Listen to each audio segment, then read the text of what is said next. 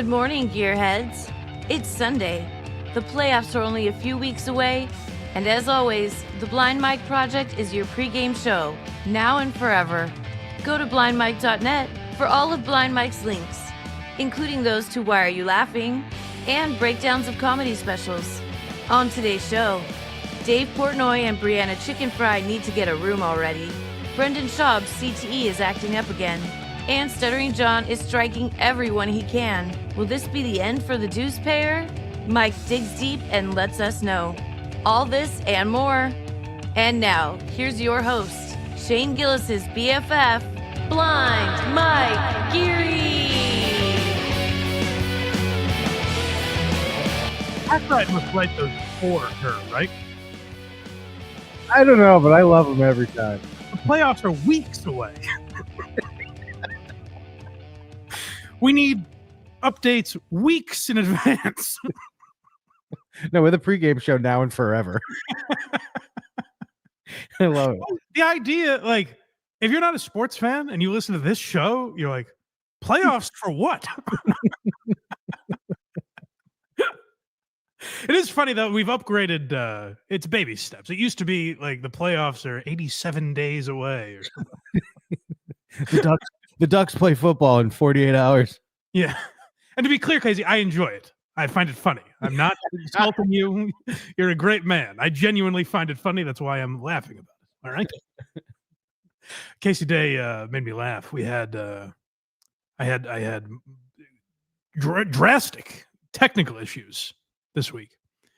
And I was supposed to do my friend Kaylee's show, Once Over with Kaylee, who's been on this program before.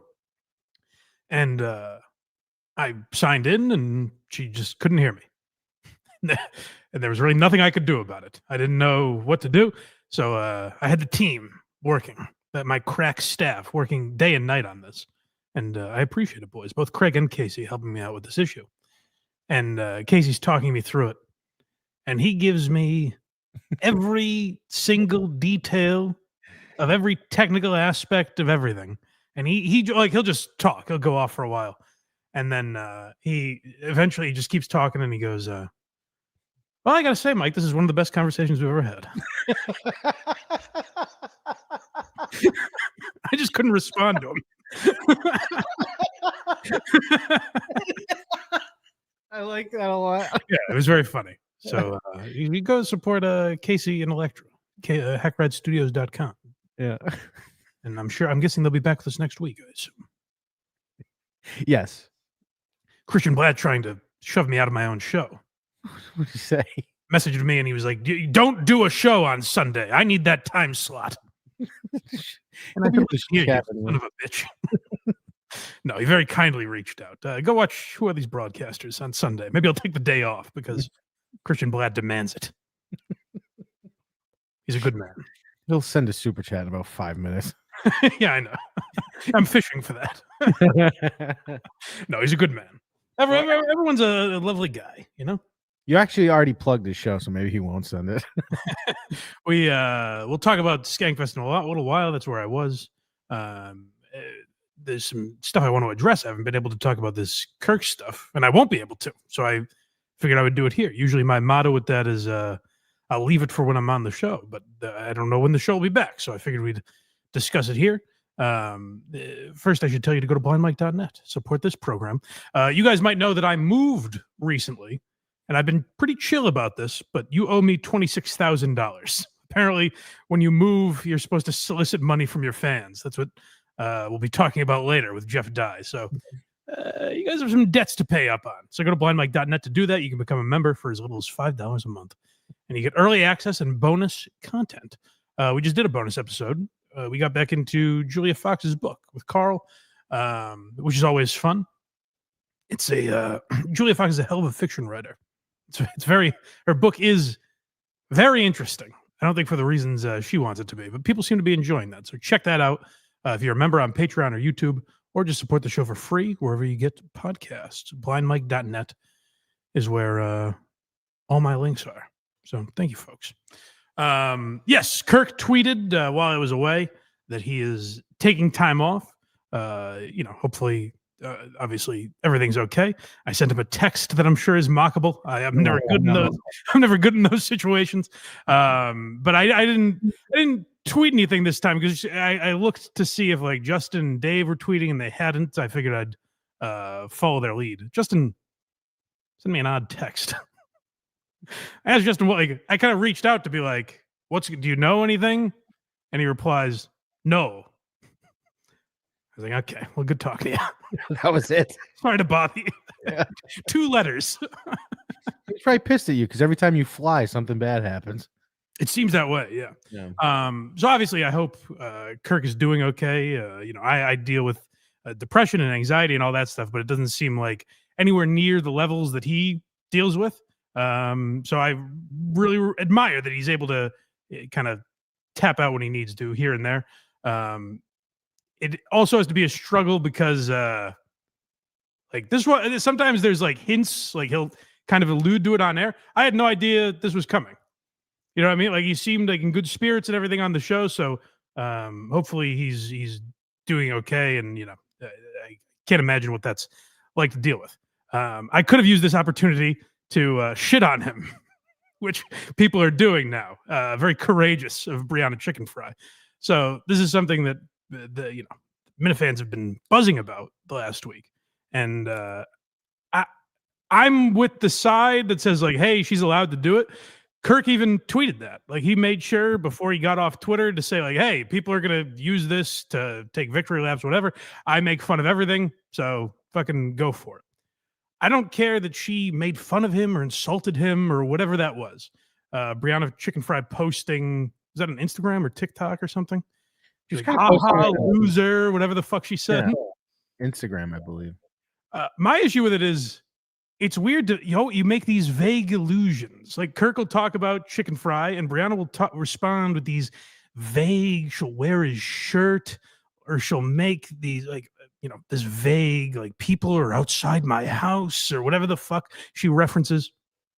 And then when he leaves, she's like, ha ha, you loser. And then brings up his kids, which I don't know what that was. That's weird. That was very weird. So that's my issue with it and not even the timing. Because like I don't think you can be a fan of that show and be like, hey, it's too soon to joke. I don't give a fuck about the timing.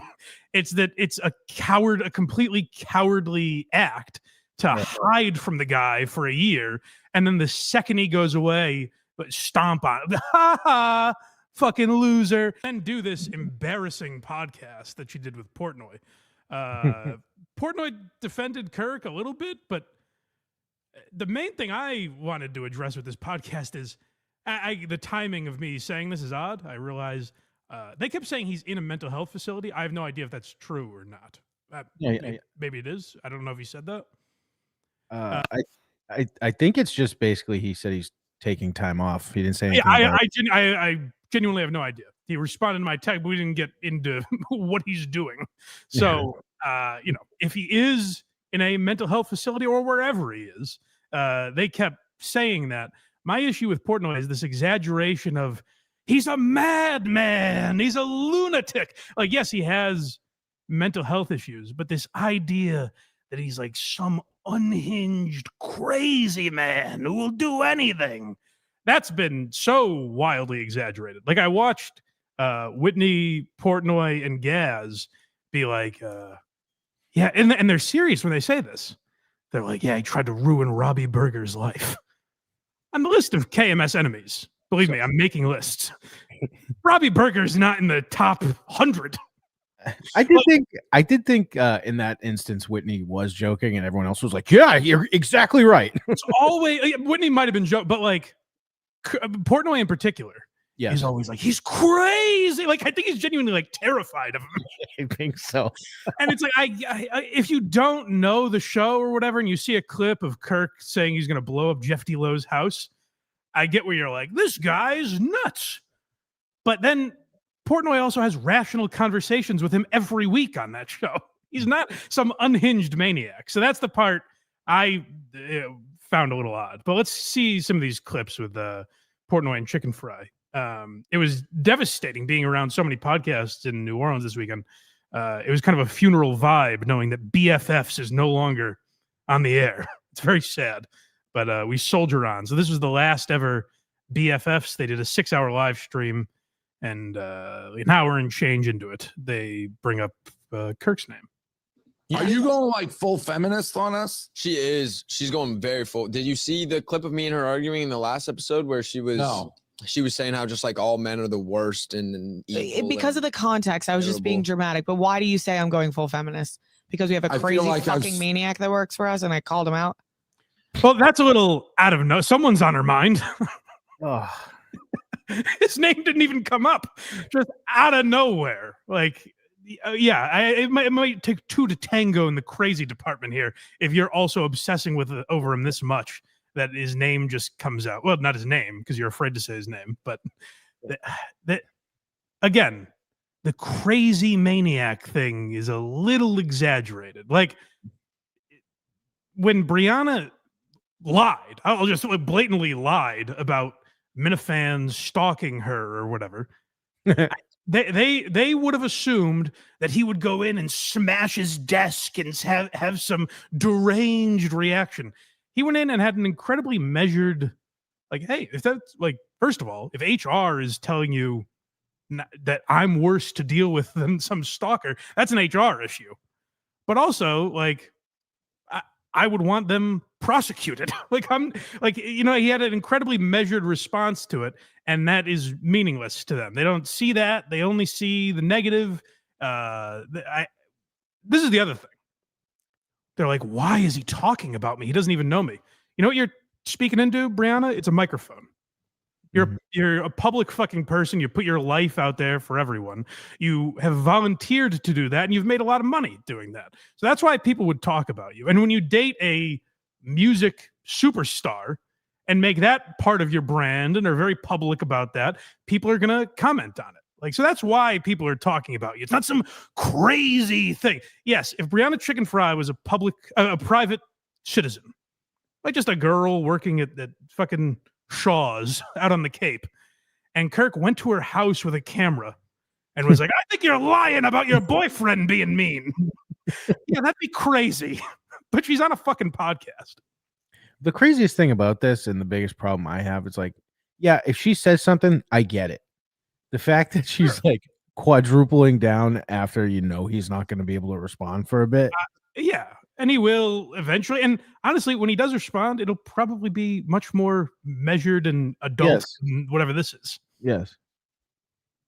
I said today on the thing, I probably wouldn't have done what you did, but I think you were within your rights to do it.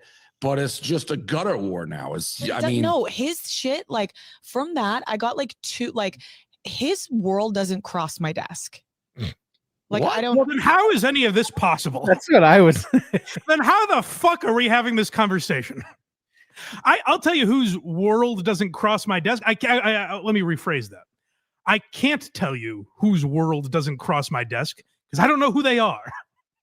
Right. I can't have a discussion about them. You can't say his world doesn't cross my desk as you're actively out of nowhere starting a conversation about him, and you just commented on him taking a mental health break. She knows everything about him.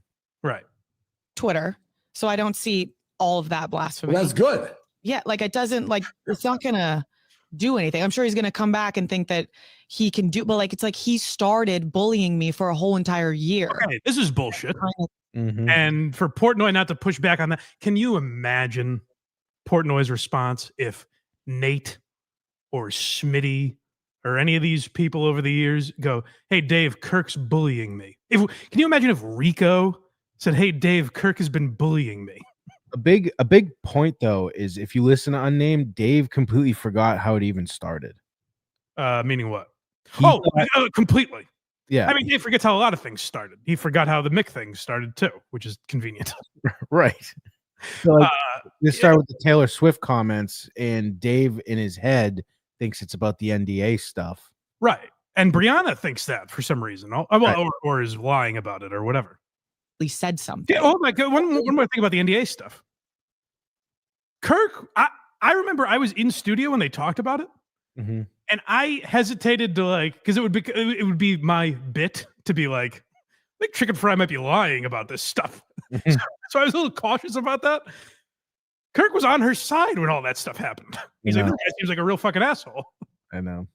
So that's where they really completely lost touch. But the bullying thing, and let me tell you something. Let me say this first so no one gets it misconstrued. I have not been bullied by Dave Portnoy. Never once. I went in there and signed up for that job. But like, Dave threw a wallet at my face, has made fun of me, all that stuff. For him to sit there and be like, yeah, I know he's bullying you. And again, he's never bullied me. But of the two men, Kirk has treated me much more like a human being than Dave ever did. Right. For him to sit there and accept that bullying accusation is so crazy, but whatever. Back and forth. I mean, I've never had a back and forth. I've never said anything about him. Though before that. What did I ever say to you? No, there is. To you? No, no, that's not true. This is where I appreciate Portnoy, and Portnoy was as good as he could be because he doesn't remember this stuff that. Like, I'm not saying like, oh, he conveniently forgot. Genuinely, he's got enough going on that he doesn't remember every little detail of every beef outside of his orbit, whatever. So genuinely, I think he doesn't remember, but he's like, but I do know you've taken shots. I don't know what it is. I know you've taken shots. And that's where it becomes this vague argument because Portnoy can't really pin her down on anything. And she's like what? What? Just with the NDA stuff? And he's like, no, I know. He wasn't fully equipped for the argument, but he's like, no, there's something here. You're being disingenuous. I'm stunned she's not wearing a KMS hoodie right now. Right. Little comments on like of hate. I hate him or something. I hate him because he bullies me. Of course I hate him because he bullies me. Listen, you're not the first. Was K Marco bullied or was K Marco an asshole who got the appropriate response? Like who's been bullied by Kirk? Bullying is like targeted harassment. Again, if he was seeking these people out, and by the way, it's not even because he's talking about them on a podcast. He's talking about other people with podcasts and with shows that do stuff, that make content. He's talking about them publicly. There's no bullying going on. Like, get that out of your fucking vocabulary. You weren't bullied. You're an adult. Next, they go into the NDA. Okay, so again, this is not where it started, but it's where they think it started. So it gets very weird and muddy, and no one ever corrects them. Yeah, and for those who don't know, it started over Taylor Swift fandom. Yeah. It's the number's gone up, by the way. I thought it was 12.5 million. It's 12.9, right? Yeah. Now listen, Dave keeps saying he saw the Zach Bryan NDA. So I believe I've never known Dave to lie about that shit. So right. I believe it. I think the reason people think it's bullshit is she's like, I didn't sign the NDA. And she was applauded for being very brave. And then she's like, I'm going to tell my story. Zach Bryan would get drunk and loud with me. And people were like, yeah, no, I've heard his songs. He was going to pay you $13 million not to say that? You know what I mean? Like, it sounds like he was an asshole, dickhead boyfriend. But like, if Zach Bryan is offering $13 million for that, I'd like to date him for a few months. Tom Myers gifted 1 Blind Mike Project membership. Thank you, Tommy. Thank you, Tom. Has attacked me for a year incessantly for no reason. Oh, not true. That I've lied about everything. Let me go. Whoa, Brianna. Let's start that clip over because there's so much I have to correct here. Incessantly for a year. 10 times? 13? Whatever. You know what I mean? Like, pick a number of the amount of times he's referenced her in a year. It's in the double digits. It's not incessantly. In terms of the number of months, it probably corresponds with that roughly. And even then, it's fleeting. I don't remember. I'm not in every day, so maybe I missed it. But I don't ever remember being in for the 4 hours of Brianna Chickenfry that he did. There was also several times that like Justin and Dave would even bring her up, and he would just be like, "Yeah. It's not incessant." And again, I'll say it again, for no reason. No, there is a reason. You're a public figure. Be a fucking grown up about it. If you're going to comment on other people, if you're going to comment on the fucking Kardashians or TikTok stars or whatever the fuck it is you do, then other people can comment on you. People can make fun of this show. Like, am I bullying her right now? Because she's more famous than me. Is it punching up or is it bullying? What am I doing? I think you're reporting the news. Okay, good. I don't want to be a bully. That's right. Has attacked me for a year incessantly for no reason and claimed that I've lied about everything when I came forward with the Butte. Fucking Portnoy. Yeah. Never claimed you lied about everything. Never once. Just the way he was basically holding her hand through the screen. Yeah. Yeah, Dave did about as good as like you could ask of him to do in this situation. To be a middleman for sure. Yeah, and believe me, like he'll never like what I say about this. If he ever hears it, he's gonna think I'm an idiot. But I do actually get like he's both their bosses. Right. Like it is a weird situation for him, and he doesn't give a fuck about Minifan drama or Chickenfry. He's trying to run a company. Like I do get that. But he does a show with the guy every week. And he keeps saying, I get what Kirk does. I get what Kirk does. I don't know that that's entirely true. Because to sit there and go, yeah, he was bullying you. That is a little crazy on Dave's part. So that's why I hate the guy. Rightfully so. Yeah. Right. You have like he's but it's so annoying, Dave. Like you saw the fucking NDA. You had it. You read it on your phone. And to like have why do you give a fuck? I don't know. If you're so unaffected by him and so big and famous, why do you care? I can't imagine. Like there'll be comments on this episode saying like I'm not actually blind. I find it funny because I am blind. How do you know when to stop swiping, Mike? Hiding something, I might go, hey, delete this. You know, I think if you're hiding something, you might have more to be defensive about. But like, if it's real, who gives a fuck if someone whose world doesn't cross your desk is saying that it's not true? Why would it be annoying? How could you even possibly care if he doesn't cross your desk at all? It is true. Why would any of that affect you? It's not real. It never happened. She's lying about everything. It's like, I would be. Yes, that would infuriate me, and I was very mad about that as well. It's a really good thing he didn't say any of that. You did. I'm glad neither of these two have to be infuriated because Kirk never said it. That would infuriate me. Well, it didn't happen, Dave. This all comes down to like that group of broads that support Kirk on Reddit, right? Yes, that's essentially what she's mad about. Yeah. Which yeah. I find it's very funny. Yeah. Yeah. What sense has there been a back and forth of me saying I hate him for saying that shit? I have never said one cruel word about him until last week. Good for you. I don't know if that's true. You can, yeah. Out of way, Dave. He's trying. You got to give him credit for trying. It's too bad he didn't have notes. I don't know if that's true. What he means by that is I'm certain that's not true, but I just don't have the examples in front of me. Right. So you can't be like full blown defense. Yeah. But prove it. And you'd be like, I can't at this moment, but I will. Yeah. I've never said that's anything talking. else. That is like that. Yes, of course I've defended. That got me. They attacked me for that. Oh no. What did they tweet about you, Dave? Oh no, I'm so sorry. But here's the thing. And he is correct. He did that and he did get attacked for it. She completely forgets that immediately, which is also shitty. Meaning what? Like he defended her in that whole thing. I'm not saying it was right, but the fact that she forgot he defended her. Yeah. Hold on a second. This just dawned on me.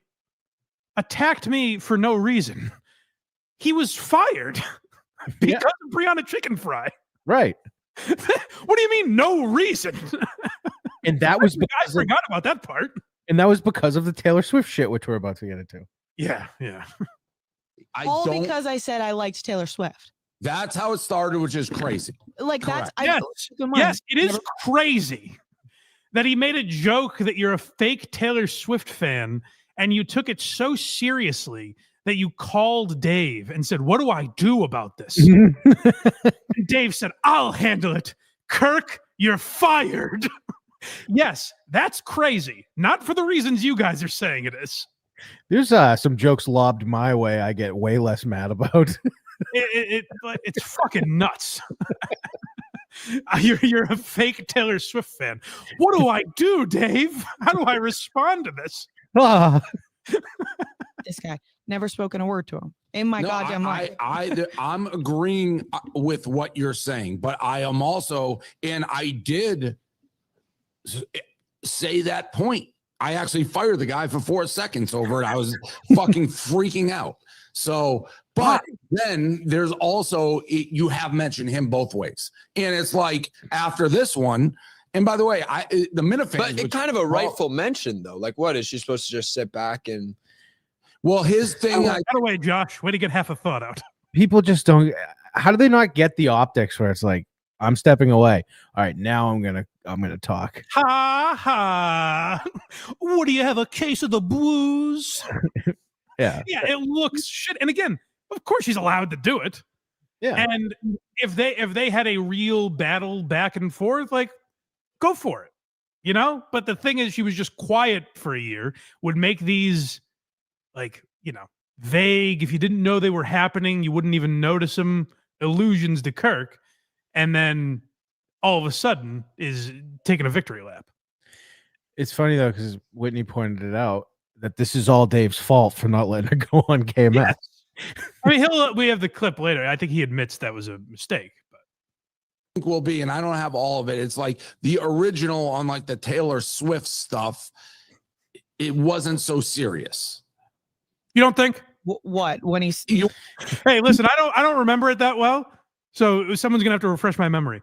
Was Kirk saying Brianna Chickenfry is a fake Taylor Swift fan? Was that not so serious? Because it sounds pretty heated. Dave's in a spot right now where he wants to just be like, shut the fuck up. If it was, I'm not gonna say any other employee, because even like I don't think he would handle like Big Cat like this kind of. I think, you know. No, he would go at him, I think. I don't think so. I don't think, like, there is a female element where he's like more protective of the women, but I think it's more like if you make money at the company, he's more protective of you than whoever, Mincy. And I don't blame him for that either. I do, in a way where it's like you can't have rules for half the employees. No, I get You know? why. I'm not saying I love it, but I get why he's doing it. Sure.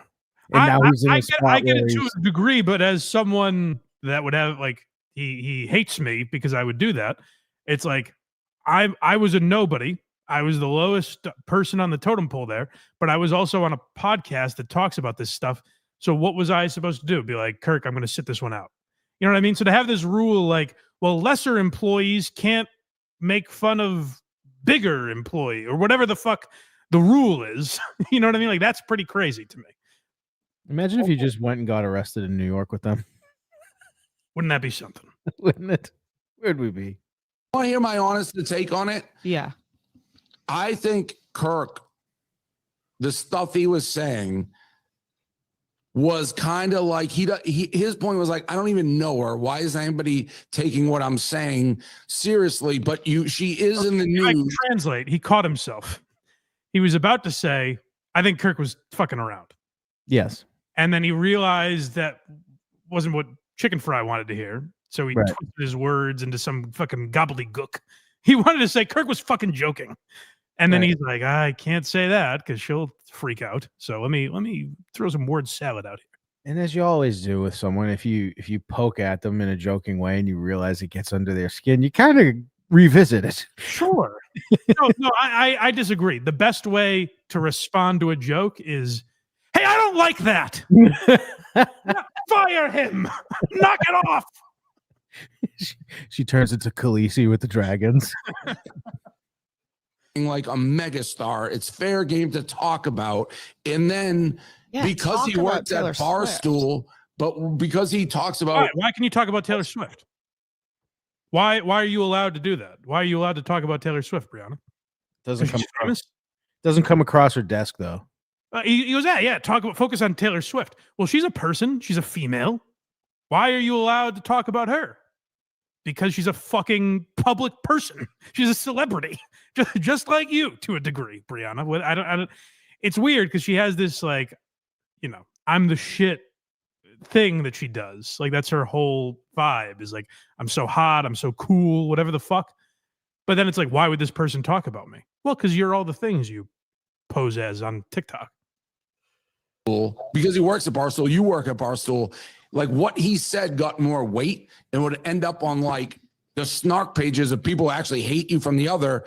And there's no need for it. And that's why. Well, I don't care about the That's Taylor. what it ultimately comes down to, where like Dave never got what I was saying. He doesn't get Kirk's mentality on it or any of that. Dave's looking at it from a business perspective, and he's a good businessman. Obviously, he sold a company for $600 million, bought it back for $1. Like he's a good businessman. He has a good business mind, but he's thinking of it as a business. That was a big shift for me when I used to think of Dave as a comedian. Like I thought he was like a guy that was focused on like making funny shit. He's a businessman that's focused on like what's best for his brand and his company and all that stuff. So he's looking at it from a perspective of, Kirk talking about Brianna is bad PR for us. And a guy who's focused on his show, like Kirk, I don't think looks at it that way, but also doesn't give a fuck, So that's the real disconnect, is like Dave's like, this is bad for Barstool. Dave is way better than any radio executive or any suit at like recognizing content and letting it fly and all that. But at the end of the day, he is focused on that stuff. Like to my knowledge, he doesn't tell Kirk like you can't say this or you can't say that. He will fire him, but he takes it back after a few minutes. But like he's pretty good about letting that stuff fly, but it does make him uncomfortable if it's bad for the brand. And most people, again, to use the Rico comparison, I think if Rico did the stuff that Kirk does, Dave would also be harsher on him, So right. That's where he is consistent. In like your hierarchy does allow you, it gives you some extra leash. Credit that I'm lying about everything I went through and that I'm lying about the NDA. It's just crazy. That's where this all begins. And that holds so much more weight over anything. Well said. Next we have hypocrite. I wonder who this is about. It's just so he's just such a hypocrite because he's such like a truth guy. Like I'm all facts, I only speak the truth. And it's like you are presented the evidence that the NDA is real and you've read it, and it's like and then he's like, it's not true, lying. Has he? I don't remember this dissection of the NDA on the show. Maybe I really am detached from the show now, because I don't remember when they poured through the NDA and Kirk was like, "This is all bullshit." I don't remember that episode. This is just made up. And if you want to talk about hypocrite, like that's where I think Clemmer's tweet nailed it. Yeah. It's like, hey, you can joke about this stuff, whatever. I think if you're talking about bullying, the hypocrite is someone who's like, this guy's been bullying me. Oh, you're sad. Ha ha. That's a hypocrite. It's not the person who's makes a joke about the NDA being fake. Which, I don't remember a ton of, but I don't remember one time when Kirk was like, "Yeah, I laid my eyes on that thing." I mean, I remember a couple jokes where he supported Zach Bryan, but that's that's tongue in cheek. No kidding. Then you shouldn't. You should find a different business. Like that's crazy. You can't do a podcast and not realize that that's a fucking joke. That he was Zach Bryan's best friend. I can't like. He's just a weasel. Joking, and it doesn't. If you're joke your way to the fucking mental institution and stay there. That's why I said you're a hypocrite. Burn. Kirk's the hypocrite, eh? You just bitched about bullying, and then moments later uttered the phrase "joke your way to the mental hospital" to a man that may be in one. Like, if you want to talk about bullying, again, I don't think anyone's getting bullied in this scenario. But if you want to point the bullying finger, I think Brianna could be accused of the same. I just think her timing's off. She can say whatever the fuck she wants, but of course. But if she said it 2 weeks ago, it would have held a little more weight than now. That's exactly. And by the way, he wouldn't say that's out of bounds. He'd be like, "Yeah, you can do that." Like the word. So wait. So like, is he a guy? Because I don't watch Kirk's stuff. I've pretty much good of you to chime in through. I only know through this. You guys having this conversation. Girl that DMs me everything he says. But does I wish that person did it. Does he like ever make amends with people? Did you just hear that, by the way? Yeah, well, we're gonna get to that. She mentioned there's a girl. I mean, she's a child. There's a girl from the FBI who DMs her Kirk links. So, but I thought it didn't come across her desk. Only when the FBI sends it to her. Oh, Like, I mean, that's just a delusional human. That's a crazy person. That's a crazy person. It doesn't cross my desk. The FBI sends it to me. That's what fucking John Nash. I believe that's a Russell Crowe line in A Beautiful Mind. Ever make amends with people that he like with Big Cat? You said there was like another one of these with Big Cat. Like, does he ever try to make amends or go back and be like, Yeah, all right, I was wrong? yes. Like, does he ever admit he was wrong? Does he I don't know like, if he ever admits he was wrong. Like, what he would, his way of making amends would be Like Dave Portnoy being like, I don't know if that guy ever admits that he's wrong. He will drag out. This is Portnoy's style of arguing, and he did it to Mutt the other day. He drags Mutt on there to be like, hey, you think Mick's an anti-Semite? And Mutt's like, no. And Dave goes, then you're the dumbest guy in the world. Okay. This is a guy having a debate about it. Well, I don't know if he ever admits he's wrong. Muck got a lot of shit for that performance. I thought he did pretty good. What are you gonna do? I've been there. You can't argue with the guy. Like, it's just when Dave has his heels dug in, you're not. It's a different guy than we're watching right now. But when it's someone like Mutt or me, like, it's impossible to argue with him because he's never like, oh, okay, I didn't see it that way. You know, he's just like Mick's an anti-Semite. The craziest thing about the Mick thing, I messaged Mick. I had to tip my cap. I said, Dave thought I was going to destroy Barstool. He thinks you're going to destroy the world. So that's a feather in your cap. his thing in there, just hammering it out like you go through a fight and then you come out on the other end. What? That was the end of that clip. I think she goes on to say, she's like, why do I have to go on and argue with him? Well, you don't. You can, behind the scenes, go, how do I handle it with this guy? Or you can go, oh, there's a misunderstanding. Let me talk to him about it. Or you could say, he's fucking around. He's joking.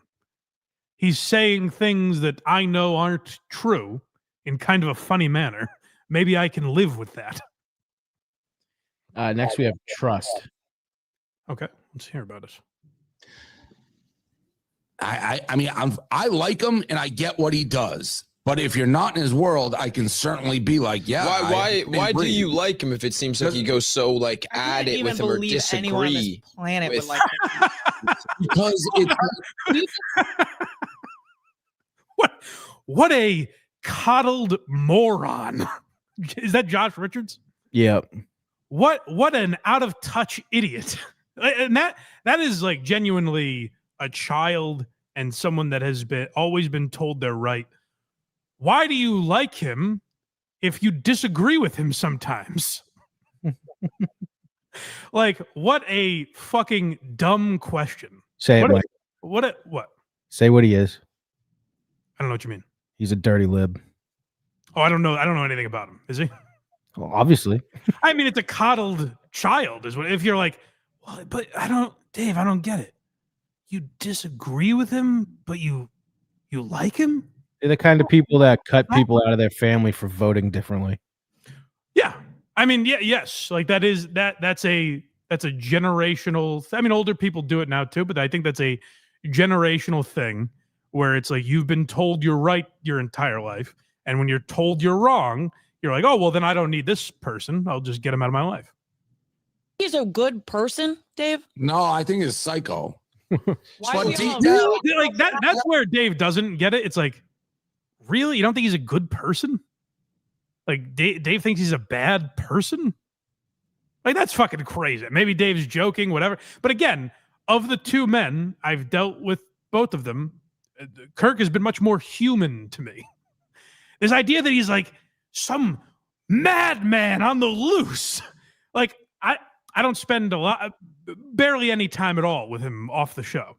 But like, we'll go to lunch with Bill, the great Bill from Milton's. Shout out Milton's. And I think the last time we went, I believe Kirk said his food was cold. and he didn't berate the waitress. He didn't smash the table. He didn't go on an unhinged tirade. He ate his food and quietly left the establishment without making a peep. Like he's not just out in the world going nuts. It is content, Dave, sometimes. Like, Jesus Christ. No, I don't think he's a good person. I think he's a psycho. This is the insight we get on some of those lunches. His food was cold. I think he said that on the air. That's the only reason I was all right with it. Why is he all sad now and going to get help? What happened? Well, he always has. He's a psycho, but he does have his lines in the sand. That's these two people talking about bullying. A guy's like, I'm going to get my mental health right. And they're like, what a psycho. Well, to be fair to Dave, in this instance, he does say that to Kirk all the time. No, I'm not. Again, I'm not offended by it. I just think it's to say like, oh, I get what he does, but he's a madman. I do like that. Like when they say he's a psycho, like Kirk gets that a lot, and plenty of people say it, and I think he wears it as a badge of honor. But Dave talks about it like he's just out in the streets getting in fights with people. I've never heard of a bad incident with the guy off the show. I think so I mean, I would trust him with, but if he hates you, and there's nothing he can do. I would trust him that he would not do me wrong. So is that more, it's more of a business opportunity relationship, why you keep him around, than it is like, you're a fucking idiot, huh? You don't think it would fuck you over? No, it's because they're best friends. He hasn't honestly said a thing until this point, to my knowledge, has he? Who, Josh? Yeah. He sounds like a fucking dope. Yeah. So, do you hire this guy because like you're best friends with him, or is it like a business relationship? Oh, why do I pay his salary? Yeah, it's more of a business arrangement than a friendship. You fucking jackass. Why do you think he hires you, you idiot? I know the show is called BFFs, but Jesus, it's a business arrangement. Dave left, so what does that tell you? Yeah. Something out about you that he. No, I don't. Really? No. Why? Why do you think that? Yeah. I trust him. Why though? What has he ever given? Like, what has been the evidence? Like since he has a moral. Name an example, because he's done it countless times, Dave.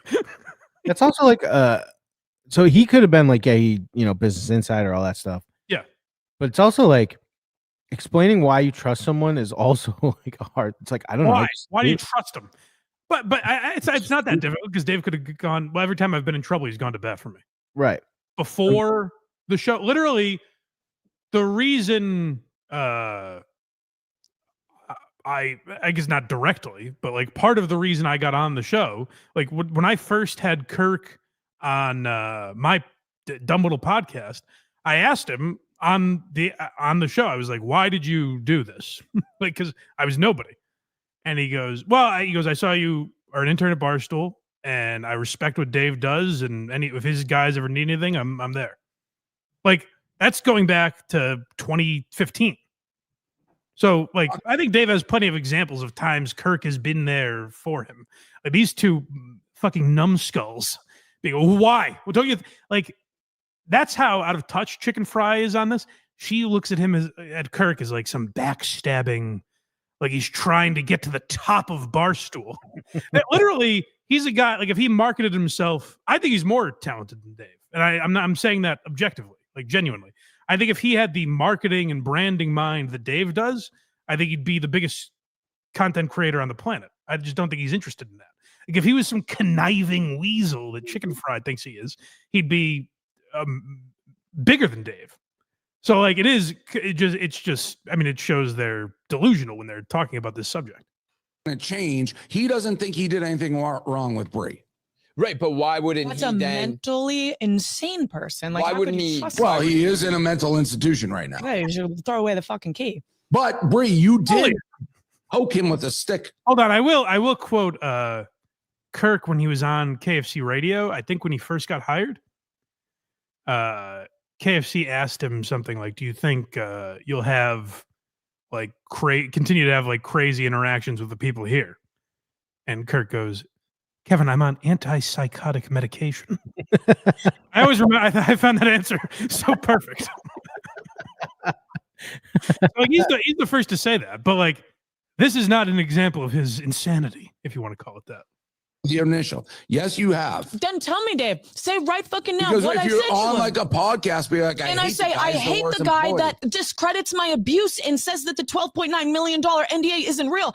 I hate that guy. That's not poking the bear. That's just saying I hate him. I'm not calling him all these names and saying all these crazy things about him. I don't think she hates him. I think she hates herself for not signing that bad boy.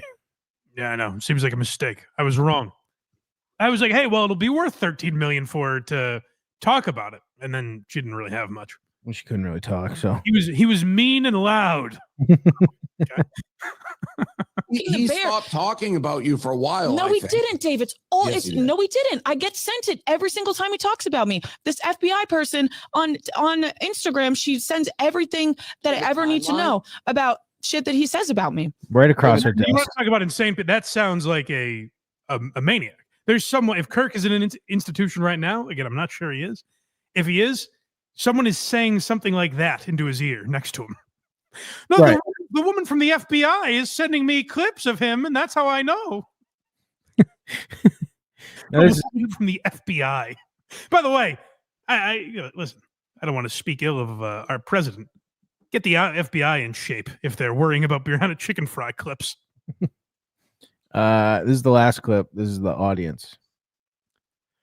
And this is where it's like just a weird thing from Dave. This guy who's like, oh, you shouldn't. We all work for the same company. It's bad for everyone if you talk like this. This is just weird that he throws this out there. Yeah. It's just, Did he it's though actually frustrating. make it worse? Yes. Do you know how many How? people? Do you know how many people ride and believe that the NDA is not real because of Kirk Minahan? I would say that you Dave, you've been one to say. How many, by the way? No, I'd like a number, Brianna. How many? 5. 1, 30, 600? How many? I have no idea. Wrong and how powerful, and one of the reasons why you keep Kirk around is because of the power he holds when he gives a take that his people go after it. Like, Well, Which no, is no, fine. I Like, never I'm said not- that. like, I'm not saying Kirk's you audience can- is small. I'm not saying you but can you have do talked anything about the strength him. of we've talked about this conversation before, and I'm quite positive I would bet on it that you said like one of the things about Kirk is how crazy his audience is, and they will attack and they will move whenever he says. Yeah, I they're think- small, but there's no way Kirk's audience is like affecting a global how they perceive the NDA. Like my microphone is 1 billion, zillion, trillion, bazillion times the size of Kirk, and We're like on a show together, you idiot.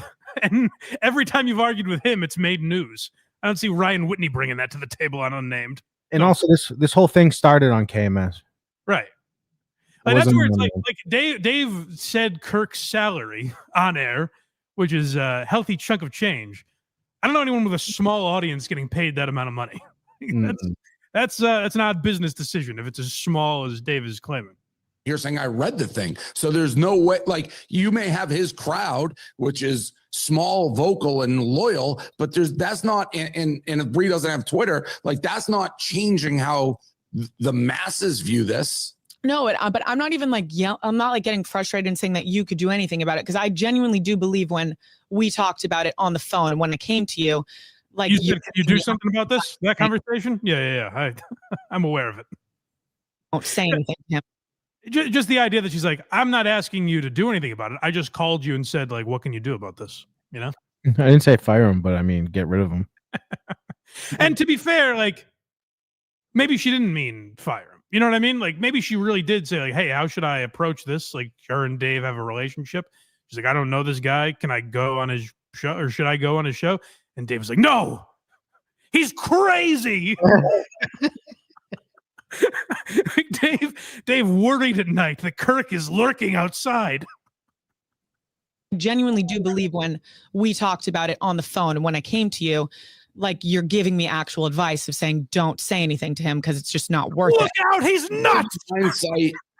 He's spooky. Brianna, he's right behind you. Look. He's nutty. Anything to him because it's just not worth it. Like That may have in hindsight been wrong, but yes, It was wrong. yeah, I like was giving you real advice. I was like, just let it go away. right. I'm glad at least Dave admitted it was incorrect. But it is weird where it's like, Just the whole idea of it, like why he's shitting on the audience, that he's saying like, oh, if you shit on the Minifans, it's nuts. I get harassed by them. It's like, well, you shouldn't worry about it. If you have 1 million zillion, whatever the fuck you said, times more people, you shouldn't even notice that. It shouldn't be coming across your desks, but it is. Like, they're being disingenuous. They want it to be like, who's this nobody talking about me? And it's ruined my entire life, and it's all I ever hear about. So, like, if you want to talk about hypocrisy or lying, I think it's coming out of the BFFS program, not KMS. And that's why it died. Yep. Rest in peace. It was a hell of a run, but yeah, that's about it. Good luck to Kirk. Hope if he needs a week, a month, a year, whatever the right amount of time is, I hope he takes it, and I hope to be back on soon. But rest assured, wherever you are out there, Kirk, the committee is still working on that list. Don't you worry. I know it's keeping you up at night. I really can't wait to hear your new version of "Good luck, take care of yourself, hope all is well." I tried not to. It was not that bad. I don't think. I think it was just like, hey, hope you're all right. You just say, "Hey," hoping he responds. You up? Got some super chats here. David Gardner, 2556, $10. Happy Sunday, gentlemen. Thank you, buddy. Happy Sunday to you. Winnie Churchill, 402, £2. Nipping out to the pub for a pint. Catch you later. Hey, all right, brother. Hamilton Burger, $5. Every time Mike flies, bad things happen. But in fairness, worse things happen every time Mike drives. True. I'm left with no option, really. It is trying to think. The Business Insider piece and Kirk going away another time happened when I was on a flight. Gilbert Gottfried died. Bob Saget. No, I was home for that. Were you? Norm? I remember where I was when I read Jerry's tweet about Bob Saget. Norm was a flight, wasn't it? Nope. I remember where I was for that too. I forget. There was a string of like 4 things in a row. Oh, 9/11. I was on the flight. I was one of the few survivors. I was on flight 94, actually. Winnie Churchill said, actually, I can just watch from here. So he's at the bar watching. Hey, shout out to the folks at the pub. Buy a round on me. Tom Myers, member for 6 months. Yo, Mike and Craig just stopping by to say, what's up, gents? Hey, have a great show. Hello. Also incoming, and that was the membership that he sent. Thank you, buddy. Very kind of you. We got Crotch Eater, $5. How do you stand up for Kirk all the time? He's an asshole to people for no reason, and he's miserable. I can tell you this. He has not been that way to me. So that's why. Like, you can react however you want to clips of him, but I've not had that experience. Flatbush Tommy says, for $2, says, just don't be mean to Kirk. He's getting help. I think that's kind of against the argument that I just made, but all right. Dang Lizard, £5. Craig is a real Swiftie selling CDs from a van at the playground. Is that true? You know, why would you say something like that? Is that what you're supposed to do? Yeah, you're being bullied. Yeah, that's right. Box Eating Dad, $2. I remember Privacy. Oh my God. Boxing Dad messaged me and he goes, I still have that phrase. Like, it haunts him, I think. He just walks around saying, I remember Privacy. Yeah, shout out to the people, all the people that watched the Brian Callen False Gods breakdown last week. People seem to enjoy it. I was in the comments assuring people, a lot of people are like, hey, sorry, I had to tap out at 26 minutes or whatever the fuck. I saw that. Yeah. I'm like, listen, I don't do this often. Get to the end. There is a payoff. And I believe it's worth it. But you have to endure the whole thing. You do, because like I said, it's a film. There's like there's a beginning, middle, and end where I literally give a speech on how Brian Callen has received unfair criticism. Yeah. And then we get to the end and I'm like, oh, whoops. Yeah, I was talking to Box Eating Dad a few days ago, I think, and we were talking about how he's dressed like Steve Jobs and like does the whole Apple thing at the end. I didn't even know that. I didn't catch it until he said that, and I was Yeah. like, "Oh shit!" Oh, that's so calculated. That's gross. Ray DeVito, the gummy smoker, Oh. $2. Dave is so small, his tiny hat looks regular on him. I gotta say, you know, you think I never defend Dave Portnoy? I think he's like 5'10". Everyone says he's small. I think he's a normal height. I think so. Yeah. Labyrinth Mystic, member for 6 months. Did I miss TSN/John/Cumia War? I didn't see you went live. I was watching the O&A Patrice funeral episode of Why You Laughing. Happy Thanksgiving. Thank you, buddy. That's up for members now. But no, you have not missed it. We'll get there in a little bit. And lastly, for now, Winnie Churchill, £2. I split the G on pint number 2. Thank you, buddy. All right. Whatever that means. I don't know. Oh yeah. So should we talk about Skankfest now? Yes. My 2025 recap of Skankfest. And just a disclaimer: if anyone watches this clip, I am not Gay Blind Mike. I'm the other guy. I was first, but whatever. I did not run into Gay Blind Mike this year, unfortunately, but it was a great time. There are not a lot of crazy stories from this year's Skankfest. Probably the most relaxed that it has ever been. And I've been every year since the second one. It was New Orleans is the best venue, although I will say about the city. Well, you put it this way. You guys know how Craig is always complaining about jazz musicians? You know how much he hates jazz musicians in his neighborhood? Well, New Orleans is crawling with jazz musicians. More than you can shake a stick at. So the city itself, we stuck to I was glad it wasn't in New Orleans this year because I hate walking down Fremont Street at night. It's just a hellscape. And I was glad we escaped that. And then Thursday night, we found ourselves on Bourbon Street. And I was like, no, it's happening again. It's so fucking loud.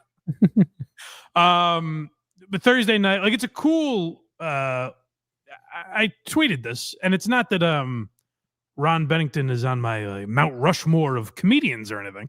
I just never seen his stand-up. And it's very cool to stuff like that at Skankfest that you wouldn't really get. Like, where else am I going to see Ron Bennington? You know? Mhm. And like, he's good. Like, he's a genuinely good comic. And it's kind of just like the radio show. Oh, You know, so it feels like he's just talking to you, basically. perfect. So that was very cool. And it's like, this is the vibe of Skankfest, where we're walking in to the building that the shows are at Thursday night, and Bennington's just standing in the doorway. And the skirt goes, hey, is that Ron Bennington? And I go, Ronnie B. And he goes, hey. It's a very casual vibe, you know? You're just kind of intermingling with these people. So not a lot from Thursday night. Bobby Lee bailed, which is not unusual for Bobby Lee, I guess. But he was supposed to be on Story Wars with Nick Mullen, and Sam Talent replaced him, which I was kind of glad. Sam Talent is an MVP of Skankfest. They throw him on a lot of shows where, like, there's scheduling issues or people don't show up or whatever. They throw Sam Talent on a lot of the ones that I've been at, and he crushes. Like, he is genuinely great there. So I love when Sam Talent has been added to something, because he's always been fantastic. Lost a lot of weight too, Sam Talent. Why did Bobby Lee bail? I guess it's just a thing he does. I don't know. And everyone thought Tim Dillon bailed too, which because Tim Dillon was supposed to be there Thursday night and wasn't, and then was posting on Instagram like from Florida or something. And I remember being like, oh, that's kind of shitty. Like, it's funny to like fuck with Lewis or whatever, but like, there are people excited to see Tim Dillon there. And then Sunday, one of the shows that I'll talk about, it's a book reading of Lewis's book, the best show of the weekend. I'll talk about that in a minute. But like, they're all up there, and it's Lewis, Bobby, Dan Soder, Zach Amico, and Big J. And then they're up there for like 20 minutes or so, and then one of the producers comes out and just brings another chair, and they're like, "What the fuck is this?" And then Tim Dillon walks out, and the place erupts. And Lewis was like, "Were you always planning on coming?" He goes, "Yeah, I was just fucking with you." You're like, "Oh, that's cool." Like there's cool moments like that. I'm trying to think. So Bobby Lee didn't go at all. He just bailed. That's weird. I hate when people do that. That's what I was saying, where like it's fun to fuck with Lewis, but like he puts on a great event and people work hard at it and the fans are all excited and it's like the best stand-up fans in existence at that thing. And it's like to just bail last minute is kind of shitty, Yeah. So I don't like when stuff like that happens, but the venue is very cool. Talked to Shane for a good amount of time. And I'm certainly nowhere near friends with Shane Gillis, but I am at this level, it's something.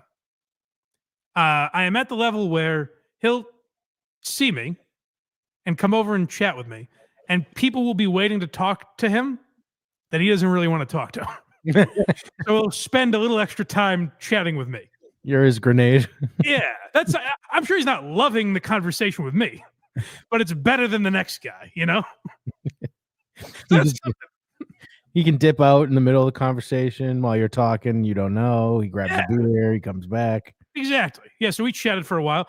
I got to get ahead of this story with Shane.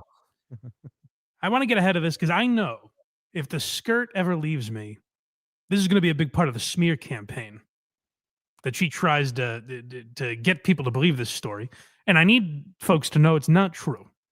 She does this to every year. She says, "Oh, it's so cute. When Shane hugs you, you rest your head on his shoulder." That's not true. He's a large man. He's much taller than me. He leans his shoulder into my head. I don't know if you can get up that high. That's right. That's exactly right. He's a big guy. What do you want from me? That's a blasphemous thing to spread around. She frames it like he's like gently caressing me. And you're loving it. Yeah. That's not the case. And I just want to get ahead of that right now. I don't want nasty rumors to spread. And the skirt got a hug from Shane Gillis this time as well. She's upgraded in his mind. Where's her shoulder or his shoulder? Yeah. Someone, a friend that has gone with us in the past, texted us a group message, and they were like, "Hey, anything? Hey, what's happening at Skankfest this year?"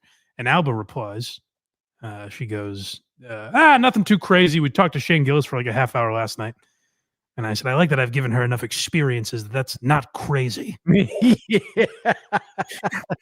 And now the guy on SNL that is just there for the crowd to go, "Woo!" And it wasn't crazy that we had a chat with him. Just the biggest comic right now. I spoil her, Yeah, that's very funny. Oh, that was the other thing is I was very glad because there's always part of me, and she's the one that gets like excited for we gotta get tickets, all that shit. But there's part of me that's like, she's just doing this for me, she's being nice. But when we showed up, she goes, "Oh, this venue is sick." Like she was excited. Really? The venue was like right on the water. It was in a weird part of town, but it was like right on the water. They had like fucking a Gravitron there and a Ferris wheel. It was the coolest venue that Skankfest has ever been at. Luz is already talking about doing it there again next year. Again, Craig, a lot of jazz being. I gotta make it out to one of these. You know what? Come with your trumpet holstered. There's going to be a good amount of jazz, but it's a good time. I don't mind jazz. I have to. With the gearheads out there. Saw some gearheads. A gentleman named Freddie came up to me and goes, "I'm the Craigophile." Great. And I took it as like when you have to go to your neighbors and announce yourself, That's what it Anyone that likes me has to go around the room to explain. He said it kind of like sheepishly, like, that's what I am. I'm sorry, you're not going to like it, but I'm a Craigophile. He went through the whole room. I'm a convicted Craigophile. The great Northwest Ken was there. Chatted with him for a bit. Very nice. He's very nice. There was a moment someone recognized me from KMS. And this is where the skirt overreaches my my pull, my cachet. The guy's talking to me for a little while. He was at a bachelor party, which I was like, oh, that's kind of a cool. If you're into that, that's a cool bachelor party, you know. Mm-hmm. And he's talking to me for a while, and then he introduces himself to Alba, and she goes, "Hey, it's the skirt." And he goes, "What?" She said that. Yeah. I love that. I was like, yeah, let's not do that anymore, huh? He goes, "What?" Like, confused. It's the skirt. No, that's fantastic. Speaking of her, she was the real star that I didn't even realize before I was telling these stories.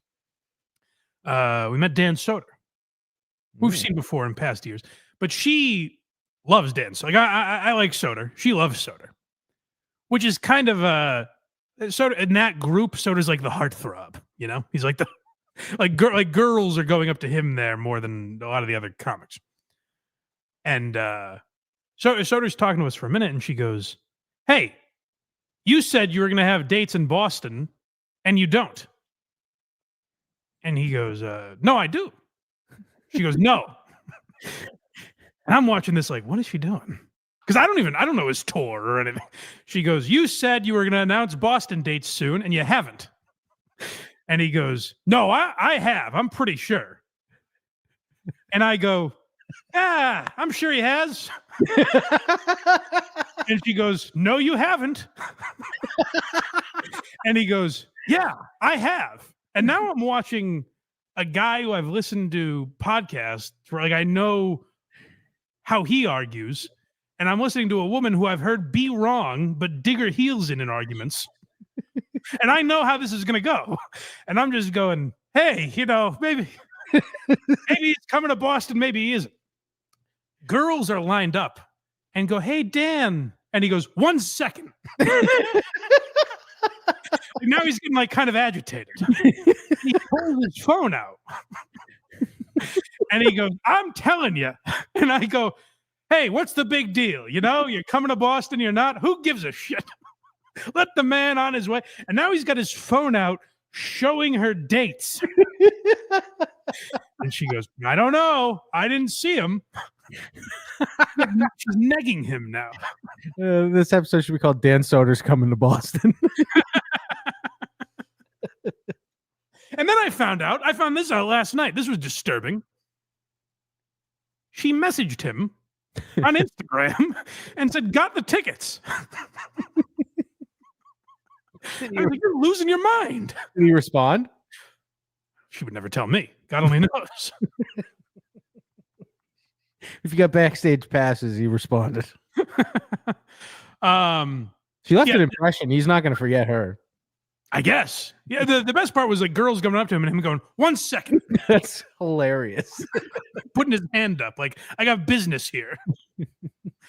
The best show of the weekend, as I mentioned, was the book reading of Knives and Spoons, Louis J. Gomez's I guess autobiography, I think is what you would call it.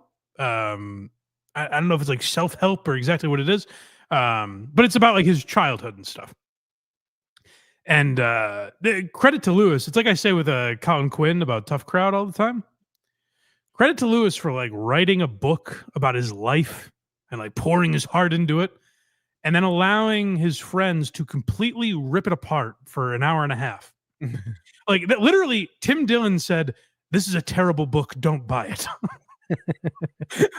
They were crucifying it. I'm glad I saw Lewis tweet. They're putting it out tomorrow, Monday at 1:30. So they are releasing it. And I suggest you definitely check it out. It was Tim Dillon joins late. Bobby Kelly, who wrote the foreword and reads it, and they start goofing on him.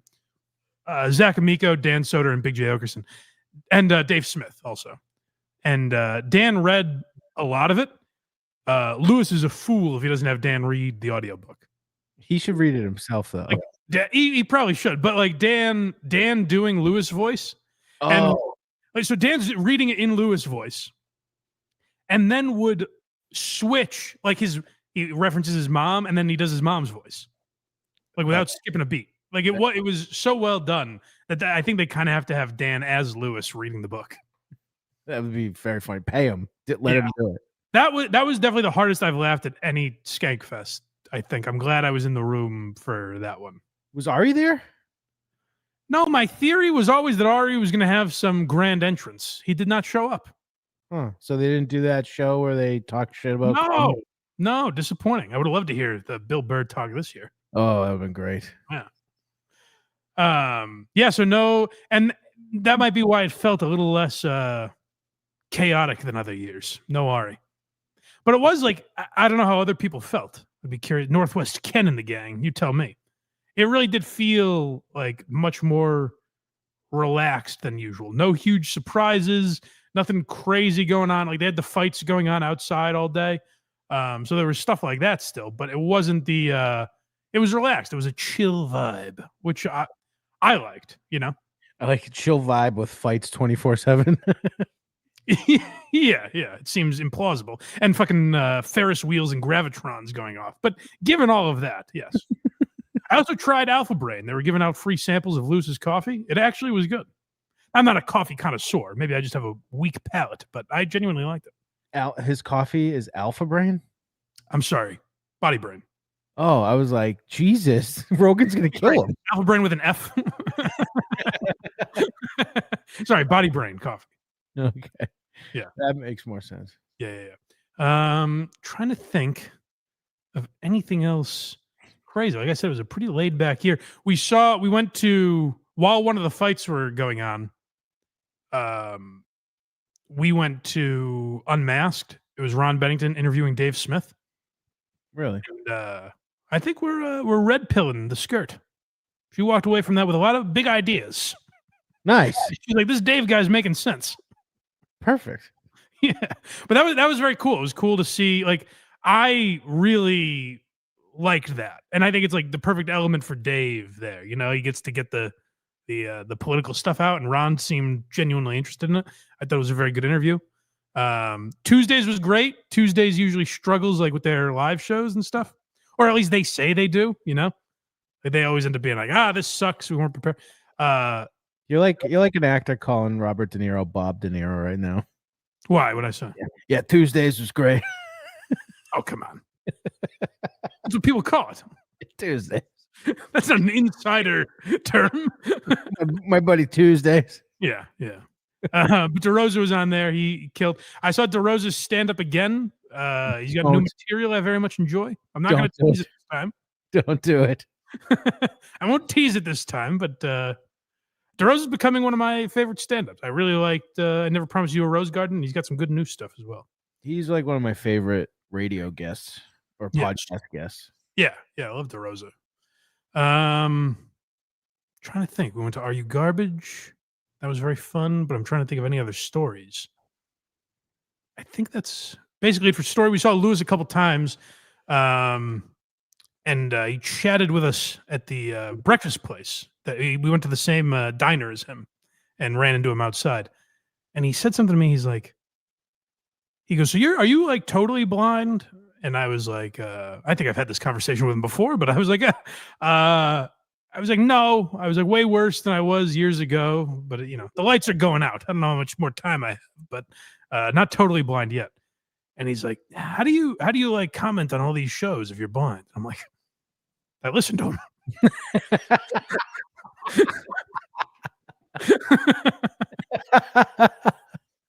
I didn't really understand the question. But Lewis is a good man. He puts on a hell of a show. You didn't throw your cane this year? No, he didn't. We've matured. Skankfest has matured. Wow. Yeah. Not my Skankfest. Yeah, I know. Trying to think of any other great stories. That's about it, I think. If I think of them later, I'll interject. But that's all I've got for now. Where to now? I believe this man was at Skankfest, Jeff Dye. And he's had an odd week, huh? Yeah, we got to put up some GoFundMes. We're doing it wrong. I know. I should have done that when I moved. Be like, hey, this one's on you guys. I don't know what the fuck he's thinking or doing. I guess it's all a wacky gag. He was on Rogan last week, and he was kicking the tires on moving to Austin. And one of the weird moments people pointed to is Rogan goes, hey, I'll put you in touch with my realtor. And he goes, no, I have a friend in Arizona. And Rogan's like, well, mine's here. Knows the place like the back of his hand. Yeah, so that was a weird moment. Also, it's Rogan's realtor, so he's probably, got some connections, I would think. So yeah, that was a weird moment, but Jeff Dye's like, yeah, I'm thinking about moving to Austin. And then he does a podcast where like he blows Rogan and talks about how great he is. That I don't really have a problem with. People were goofing on him for that, but it's like, whatever. I don't know Jeff Dye's comedy at all, by the way. What I know of him is that people accuse him. I don't know how true this is, but it seems a reasonable leap to make. People have accused him of jumping on the like anti-woke train awfully late, by the way. Like a little late to get into that world, but like he was a guy who wasn't political or leaned liberal and then saw there was money to be made and all of a sudden was like, these woke pussies, I'm going to move to Austin. So people already kind of shit on him for that. And kissing Rogan's ass and everything. Of all the places in Texas to go, though, if you're against that, that's not the city to go to. I suppose, yeah. But he does this weird thing where he posts a GoFundMe after the Rogan thing and is like, hey, I want to move to Austin. Can you guys give me $26,000? Which I don't know, why is that the number? Like, if you're buying a house, it's going to be much more than that. Why? Down payment, maybe? Why does he need $26,000 specifically, or 25, whatever the number was? Down payment, movers. I don't know. I guess it's a weird number. So, a shout out to Kevin Brennan doing some good goddamn journalism. He says, "I'm just going to call the guy, get it straight from the horse's mouth." So this is him talking to Jeff Dye about why exactly he posted this GoFundMe.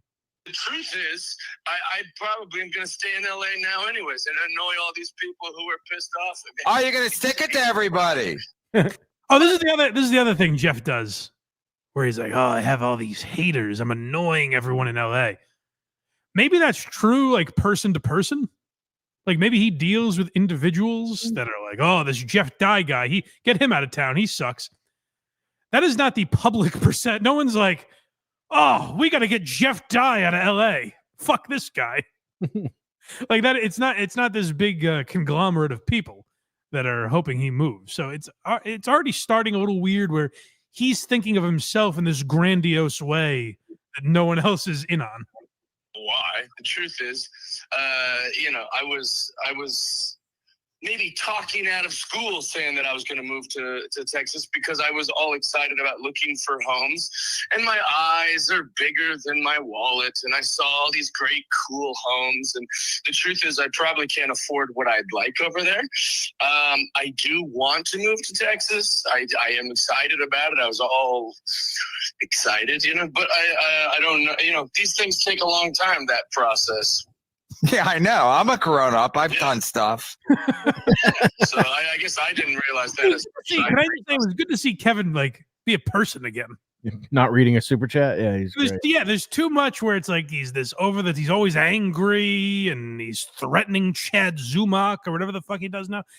And then moments like this, you're like, oh, he's a human being and a funny guy. You forget about that. Well, also shout out Doom for these clips. Oh yes, thank you, Doom. Yeah, I think he supplied us with the Stuttering John stuff today too. And real shout out to Doom and Stalin 19 because there's a lot of stuff. John's like pulling all his episodes down. Kevin pulls his episodes down. So legitimately, like no one would ever see this stuff if it wasn't for Doom and Stalin 19 and these guys. Week, but the fact that everyone went crazy is I've been giggling so much, like reading my tweets. It's hilarious that people like, and it's, what's even greater is it's like LA comedians didn't understand what they're like, get the fuck out of here, yeah, get out of LA, get out of my city. You're like, gee, relax, freaks. So wait, with the GoFundMe, so when you refund the people, huh? But when you refund. My initial thought with the GoFundMe thing was that first I asked Chat GPT, I said, is GoFundMe just for like people, that lost a leg or for people who... Okay, this is where he starts losing me. He's like, it was a joke. I thought it'd be funny. So I wanted to see if it was a feasible route to go. I wanted to see if ChatGPT gave me the green light on whether this was morally correct to use GoFundMe. Also, it's a joke. I was kidding around. I was just it was a silly goof. And also I was collecting money. I've seen people calling Jeff Dye a grifter. That word gets misused a lot. He's not grifting. He's panhandling. He's being very upfront. He's saying, I want to move. Would you give me some money, please, so I can move? It's very weird. And they needed to buy a new one. And what I was told is that ChatGPT is like, no, people do them all the time. I remember like Sandy Danto once had like a GoFundMe to have a tour bus that had a pool in it or some sort of silly thing. So I thought it'd be like funny to post one and then be like, yeah, get Jeff Dye out of Los Angeles. And then my fan base. Well, you don't see the difference, by the way. I don't think your fans need to pay for a tour bus with a pool or whatever. But you don't see the difference between saying, hey, I'd like to buy a tour bus with a pool, and I'd like to put a down payment on a reasonably priced home in Austin. You don't see why one of those could be more of a goof than the other? But they've got money. There's people like mad at Jeff Dye. I think it's just weird. I don't get it. I don't get what the joke was supposed to be or anything about it. If you don't like it, don't give him money. That's the thing, is that people are like, oh, he's grifting. Even like when we talk about Aaron Imholt, it's like, he's not doing anything wrong, technically. Like, it's fine. Ask for money if you want. It's just bizarre that you would do that to yourself. that you would put yourself in that light on purpose. That you'd be like, can I have some money for a house, please?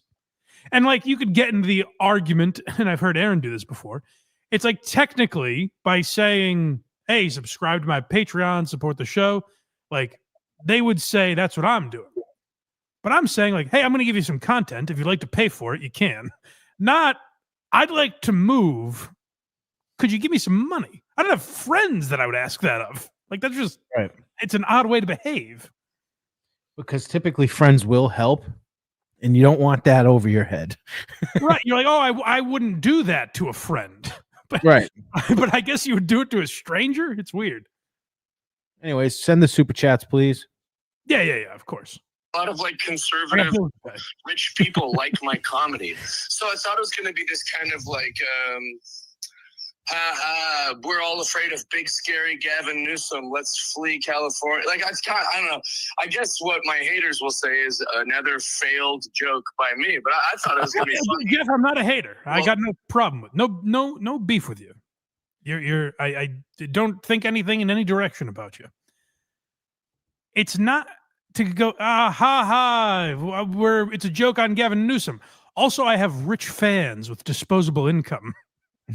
That's where the joke is getting lost, where you're actually getting paid for this. It wasn't a gag. I like how he just keeps going, but this is why I did it. But it was a joke. But they have a lot of money. It was a joke, but they have a lot of money, and then I could move, and moving's expensive, and it was a joke. But it would help me a lot.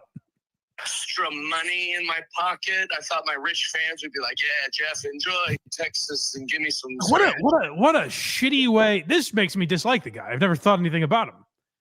This makes me dislike him, to hear him go, yeah, they got money. I thought they could make it my money. And what a shitty abuse. That is, like, again, if you don't want to give him money, you don't have to. But it is a shitty way to treat your fans, where it's just like, hey, you got money? I'd like some of that. Why? Why do you think you deserve it? Make some jokes, get on the stage, they'll pay you for that. You know what I mean? Do charge more for tickets. And that's fine. But this is just weird, where it's like, hand me money. The joke would have been videotaping you making the GoFundMe, and then right before you hit enter to send it hot. Or the joke would have been like raising money to get Gavin Newsom out of. I mean, listen, I'm not a comedian. I'm not like Jeff. But like, it's, if you're like, no, it was a big joke. I was going to find a home in Austin. I wasn't going to use Joe Rogan's realtor. I actually have one in mind out of Arizona. And we were going to look at a few houses. We were going to get on Zillow. We were going to go visit Austin, see some reasonable places, and I was going to use $26,000 that my fans gave me to pay for that. Gotcha. Yeah, this is wild. Absolutely weird. had a bunch of fucking Reddit trolls and fat lesbian comics from the. Whoa, you two terms of service. I just got a warning. They're a protected class. Those fat lesbians. You just. My fault. Easy, but this is what he wants you to do. Like what he wants to throw everyone off the scent is use what I call Rogan speak. And I said this about Bill Burr too, where it's like you almost brainwash your fans into being like, it's the dirty libs that I'm going after. It's like no, that's fine. The woke retards are one thing. This has nothing to do with that. You ask people to give you money. What? That's weird. I don't have to be liberal to think that's odd. Right. I'll admit it was. I guess it wasn't. No one liked it. I like on Twitter. I give him credit for just talking about it like that, at least. Yeah. You know, but he's not fully embracing the honesty of this. No, he's not. All right, you guys have spoken. You hated the fucking post that I did at GoFundMe. Like, I get it. Okay, you've all spoken, and I took it down, and now they're still like going crazy about it. I don't know. Yeah, it's like trying I don't know if anyone's going crazy. This is what people do. It's like everyone's going crazy about it. It's going nuts. The first I heard of this whole thing was when you sent this. The theme of today is crazy. Everyone really exaggerates how crazy everyone is. Like there's a guy in a diaper drooling, running down the street, yelling, "Jeff Dye posted a GoFundMe." You got that. You got Chickenfry. You got the skirt sticking up Dan Soder for dates. It's crazy what's happening. people are no, but hold on. I just want to say that like this idea that people are going crazy is a bit inaccurate. I'm sure Jeff Dye is getting some shitty tweets or whatever. But people like me are saying, I don't, can you explain it a little better? I don't get it. You posted the GoFundMe and said, give me money for a house. Like there's nothing, it's again, it's not illegal. Like Patrick Melton talked about Godfrey doing that. You know, the comedian Godfrey? Mm-hmm. I don't know if you've ever heard this, but Godfrey posted a GoFundMe. Oh boy, I hope I'm not exaggerating. Because as I'm about to say it, the number sounds wild. I think he was trying to raise $200,000 for a comedy special. Who would want that? To film a comedy special, $200,000. I don't know what the fucking money would go to, but at least that's for something that would get something back at some point. True. At least that would be so you're creating something and getting something out of it. It's a hefty price to pay, but yeah, I'm looking at it right now. Funding Godfrey's comedy special. It is $200,000, right? He's raised $39,300 for the $200K goal. That's a wild goal. I guess, hey, good for you for setting goals in your life. That's pretty wild. But this idea, like, of using your fans as an ATM is the strange part. Again, you can do it if you want, and those people are giving you money. The people that gave Godfrey $39,000, and the people that gave Jeff, I think, like $240 or whatever it ended up being. Like, they're adults with bank accounts. They can use their money however they want. I'm not mad at you for that. I'm not saying you're stealing. But these people are not an ATM. Like, why are you behaving that way? What I'm saying is, like, Godfrey at least went, all right, if the fans want a special, they can make it happen. Well, there's a whole nother can of worms with Godfrey. I think Patrick has accused him of he's never going to raise that $200,000, and he has not shot a special. Where'd that $39,000 go that he has not refunded? It's still in there. Do you know that? I don't think it would be. I think it would go back to zero or it would be closed out. I'm not sure. I think you can set it up in different ways, but you might be right. I don't know. I'm not sure how GoFundMe's work. However, I will say the money that he has raised is more than enough to film a sufficient special. I would think so. Yeah. I think he's all right. But yeah, it's odd behavior, Jeff. So don't act like people are crazy for calling it out, especially when you want to be this like right-wing guy. You're a political guy now. You want to talk about all these things that people are free to comment on and create conspiracy theories around and have opinions on. You can't then go, oh man, people reacted to this? They must be nuts. It's like trying a new bit that just bombs. You It think is also, by the way, he tweeted like, hey, I guess people didn't find this funny, whatever.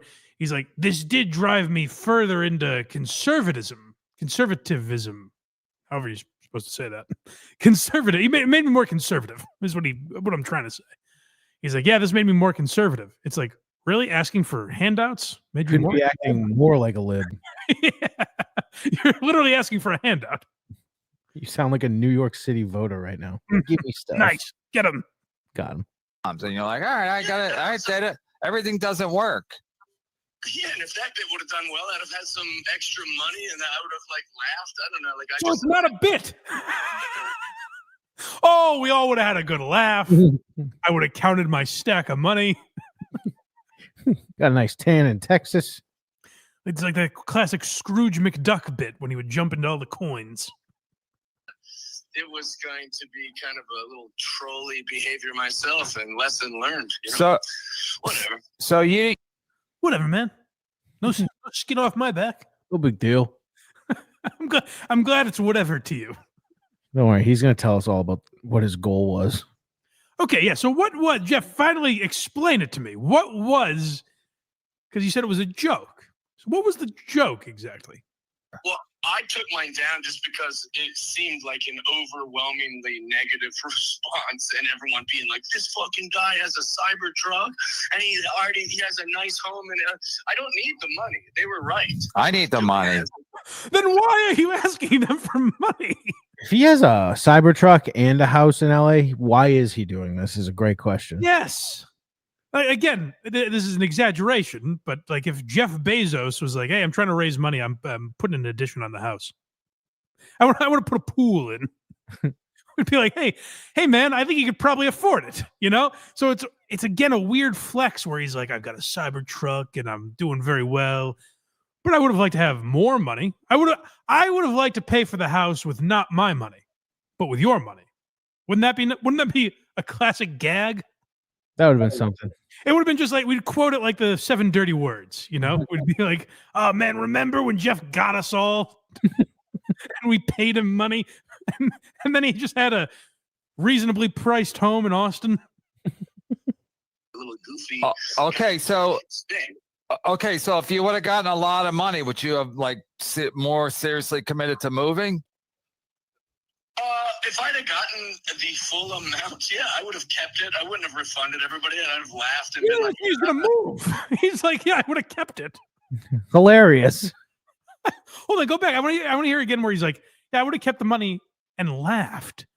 Who are you laughing at? So the joke is on us giving you money? He's laughing like a fucking evil genius. Hey, Craig, can I have $5? No. Boy, you suck. Every time I try to improv with you. I thought you were going to say please, and then I would have said yes. I thought it was not your game. And we're going to keep going. I thought you were going to say please. I'm not an easy mark here. Why would I say please? Because who just says, "Give me I money"? was going to go, "Okay, Craig, can I have $5?" If you go, "Yeah," I was going to go, "Gotcha." It was going to be the whole bit that we missed out on. I figured that's where you were going, but I thought we were going to do it for longer. I had to go, "Please?" Yeah. You have to ask nicely. Jackass. If I'd have gotten the full amount, yeah, I would have kept it. I wouldn't have refunded everybody, and I'd have laughed and been like, successful troll. But the fact that, like, what is the troll? Can I have money for a house? Yes, here's money for a house. Gotcha. What a successful troll that would have been. Ding. Oh, you thought I was going to use this for a house? Well, I am.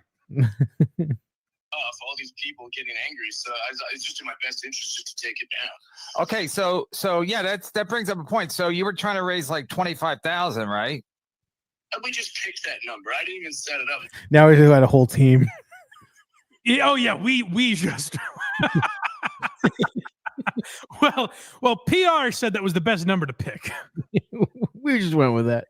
We ran it through human resources, and there was a little pushback, but just picture a board meeting, be like, "All right, guys, what's the funniest GoFundMe amount I can pay?" Legal was really against this. They said people are going to laugh too hard and have a hernia and sue me. It's going to cause car accidents. It's going to get crazy. My friend did. Okay, so okay, but if you hit the hold goal, on, go back. He peppers something in here that people do when they like lie or feel guilty or whatever. There's a little tell that he is not secure in what he chose to do here. Point. So you were trying to raise like 25,000, right? We just picked that number. I didn't even set it up. My friend did. Okay. My friend did. What's under your name, Jeff? What's the difference? The COO of the company put it together for me. Craig started the live stream today, but if I say something dumb, people are going to give me shit. They're not going to be like, well, Craig set up the YouTube. You jackass. It wasn't even, that's where you're just trying to like push responsibility. Like, it's crazy. It wasn't even my GoFundMe. It was my buddy's GoFundMe. It was just raise money for Jeff Dye, you know? But it's totally my buddy, and then I promoted it. His buddy was going to get 10%. Yeah. Okay, but if you hit the goal, do you have to move then? I guess. I don't know how it works. I don't really know. I didn't think about it much. I just kind of I mean, I guess you'd have to move. Yeah. So you think my haters would contribute to it, don't you think? You think they'd be like, yeah, get his ass out of here. He's talking about his haters. Does he have this like crazy swarm of haters?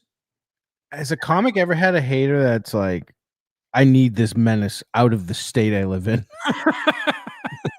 And are all his fans in Los Angeles? Apparently. Is he a local comic? A local LA comic? Even though he's a right-wing nut now, LA is the place to be. Well, also, by the way, wouldn't you save money moving to Texas? You would save so much money. That's why I don't understand. Yeah. If he sold his house and car, he would be able to buy like a house and a lake house. Because he keeps doing this thing now where he's like, I can't really afford to move to Austin right now. And it's like, well, first of all, you keep saying you have money. It's cheaper to live in Texas than California. What? Like, none of the bit makes sense. It's not that maybe he has this group of haters, the diehards, that I'm not aware of. The amount of money he would get for selling an LA house, no matter how small it is well, who knows? I don't know if he owns his house. Or who knows? Well, he's talking like he does. Right. That was the end of it. Yeah, it's very weird. And I get like, I'm not a Jeff Dye hater. It's just puzzling. You know, I'm sure there are haters out there, but I don't know. He's talking like he's Rogan.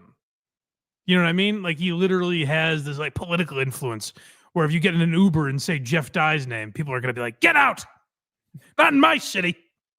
HACKRIDE says Los Angeles could care less. We're too busy with our drugs and fake tits to worry about conservative comedy. Sure. Yes. We got a couple super chats here. Let's hear them. Labyrinth Mystic, $5. I still go back to Uninformed with Burr and DeRosa. How much of a canyon does it feel like seeing DeRosa at Skankfest compared to where Bill is now? I was thinking about that the other day. Maybe because we were doing that. We did the Patrice episode and Burr called into it. I was thinking of that. And I was like, it's crazy. Like he was on that channel. Like he did that show with DeRosa for so long. And now he's just like a different, like he's out of touch with that world so much. Like I don't even know if he has a relationship with DeRosa. He has he hasn't put DeRosa in anything. Like it's crazy to me the way he kind of turned his back on that group outside of it. Not even talking about like political stuff or the Riyadh stuff or any of that shit. Just like the man had a cartoon and movie. Like, by the way, DeRosa specifically was in a recurring role in a massive television show. Yes. And it's like there's no role for DeRosa anywhere and any of that stuff. It seems unusual, but Labyrinth Mystic, $2. We also get Lost Old Man Kevin. Read it a third time. I don't get it. I have something to do with Kevin Brennan. I did think of another story, by the way, from Skankfest. Mm-hmm. This is how bad I am with social interaction. We talked to Mark. Bodega Cat was one of the sponsors of Skankfest, and Norman was there promoting it. He was at like one of the stands or something. Rogan wasn't promoting it there for him? I should have done the Rogan. I should have tasted it and gone, but I was talking to Norman. We were talking to Norman for a little while, and then I walked away. Just like it was kind of like when you put two magnets facing the same way, they bounce off each other. Yeah. Two socially awkward guys that don't want to be in a conversation. And this is how bad I am at conversation. I walked away, and then like 10 minutes later, it dawned on me. I was like, oh, I've interviewed him before. So I was just gonna say that. I was just gonna say It that. occurred to me to mention. I always think when you used to talk about your therapist that it was Mark Norman because he was like doing so much shit during that interview. He was like doing his laundry, he's getting his dry cleaning. Yeah. It was very much like that. Labyrinth Mystic again, $2. Don't you have super tip? Your voice is on it. That was not with my consent. I'll be part of the lawsuit bringing those gentlemen down. But no, I don't have super tip. And lastly, Manny Muskets, $5. I've heard Naeem brag about buying Jeff Dye through a guest spot on his own show. Jeff doesn't sound like a smart or funny guy. Naeem Ali? That's all it says is Naeem, so I have to assume. I would have to imagine. Yeah. I don't know much about him, but that is a very weird move to do that. And then think everyone's going to celebrate it. And then when people are like, what do you want money for? Just like take it down and be like, you didn't get the gag I was doing? Wacky. Where would you like to go now, Michael? Speaking of scams, this actually is a scam. Legitimately. Yeah. Yes, it is. So Brendan Schaub we've talked about this truck giveaway before. Yes. If you thought it was bad before. So the last time we talked about Brendan Schaub's truck giveaway, it was when he called a guy, so he makes the call for, Instagram or whatever. And he's like, guess what? You're the winner of a brand new $150,000 truck. And the guy's like, woohoo, nice. Pretty cool. And he's like, tell me something you love about trucks. And the guy's like, I like that they're big. And they can carry stuff and you drive them. Yeah. And Brennan's like, you seem like a real car guy. And everyone that watched the video is like, boy, that guy doesn't seem excited. Then people noticed he lives in Colorado, where Brendan is from. And then they noticed some more ties that made it a little suspicious. They're like, boy, this guy that Brendan has connections to and is connected to a body shop that Brendan is connected to. Like, it all seems too intertwined to be a valid winner of a contest. And these contests, by the way, are merch giveaways. So if you buy a piece of merch, you're entered to win this contest. And I will say, I have had a thick boy hat. I haven't worn it. I may have lost it in the move. I hope it's around. But I haven't worn it in some time. I like it. It's actually like a nice hat. So go get yourself some thick boy merch and maybe you'll win a $200,000 car. But I remember how disgusted Royce Lopez was with you when I was wearing that hat. Yeah, he was so mad. But so you get entered to win this contest if you win merch. The theory among the folks at PF Chang's and other Schaub enthusiasts, they suspect that the merch isn't moving. So, because Brendan's not making any money on these contests, he can't afford to give the trucks away. So he's giving them to his buddies so that he doesn't have to really part with all this cash and the expense of the truck and everything like that. This is the most damning evidence of a scam yet. So Brendan ran a new contest and a preacher or a pastor or whatever the fuck from Texas won. Oh, where is he now? And he said, oh, Lordy. God is smiling on me today. And our friend Unique, formerly known as Scion Z, has done some sleuthing. And it appears that Brendan has really stepped in it this time. Brendan Schaub did a truck giveaway. And remember, the winner was a pastor who just so happened to live in Texas. Now, we all know that was a scam, but now we have proven it's a scam. I like to thank some of the detectives over at the Fighter and the Kid subreddit, because lo and behold, that very truck, that TRX, is now up for sale in Florida, where Brendan Schaub's business partner lives and where the sweepstakes originated from. And here it is. They want $132,000 for it, but look, See the design, see the tires, everything he showed you in that video. And look at the back here. Drive fast, all gas. Yeah, so it's undeniable. It says drive fast, all gas on it. So it's undeniably Brendan's. Yeah. But that's not where it ends. Brendan never, I mean, this man's finger is off the pulse constantly. He never knows which way the wind is blowing or how to respond to anything. So people start calling Brendan out for this. I didn't hear about it. If it wasn't for Unique, I wouldn't have. It's not like the town was abuzz with this. Right. So Brendan probably could have just ignored it and it would have gone away. You know? Like we would laugh about it. The Fighter and the Kids subreddit would laugh about it. But like overall, no one would really give a fuck. Brendan takes to Instagram and makes a post with this caption, if you wouldn't mind, Craig. Man, it's come to my attention that the last giveaway winner didn't drive the truck or enjoy it in any facet. He turned around and sold it the next day. Ah, man. That pastor from Texas, the state I live in, oddly enough, picked up the car, drove it to Florida, where my business partner lives, and sold it. Ah, nuts. Just my luck. No judgment. I'm sure he has his reasons. Makes me never wanting to do a giveaway again. Yeah, you know what, Brendan? I would advise that. This is my favorite sentence. Okay. Reason I started them is to put as many badass V8s on the road as possible. Give those who don't have access to wild trucks the ability to own one and inspire others to do the same. And What a great cause. Mod truck market.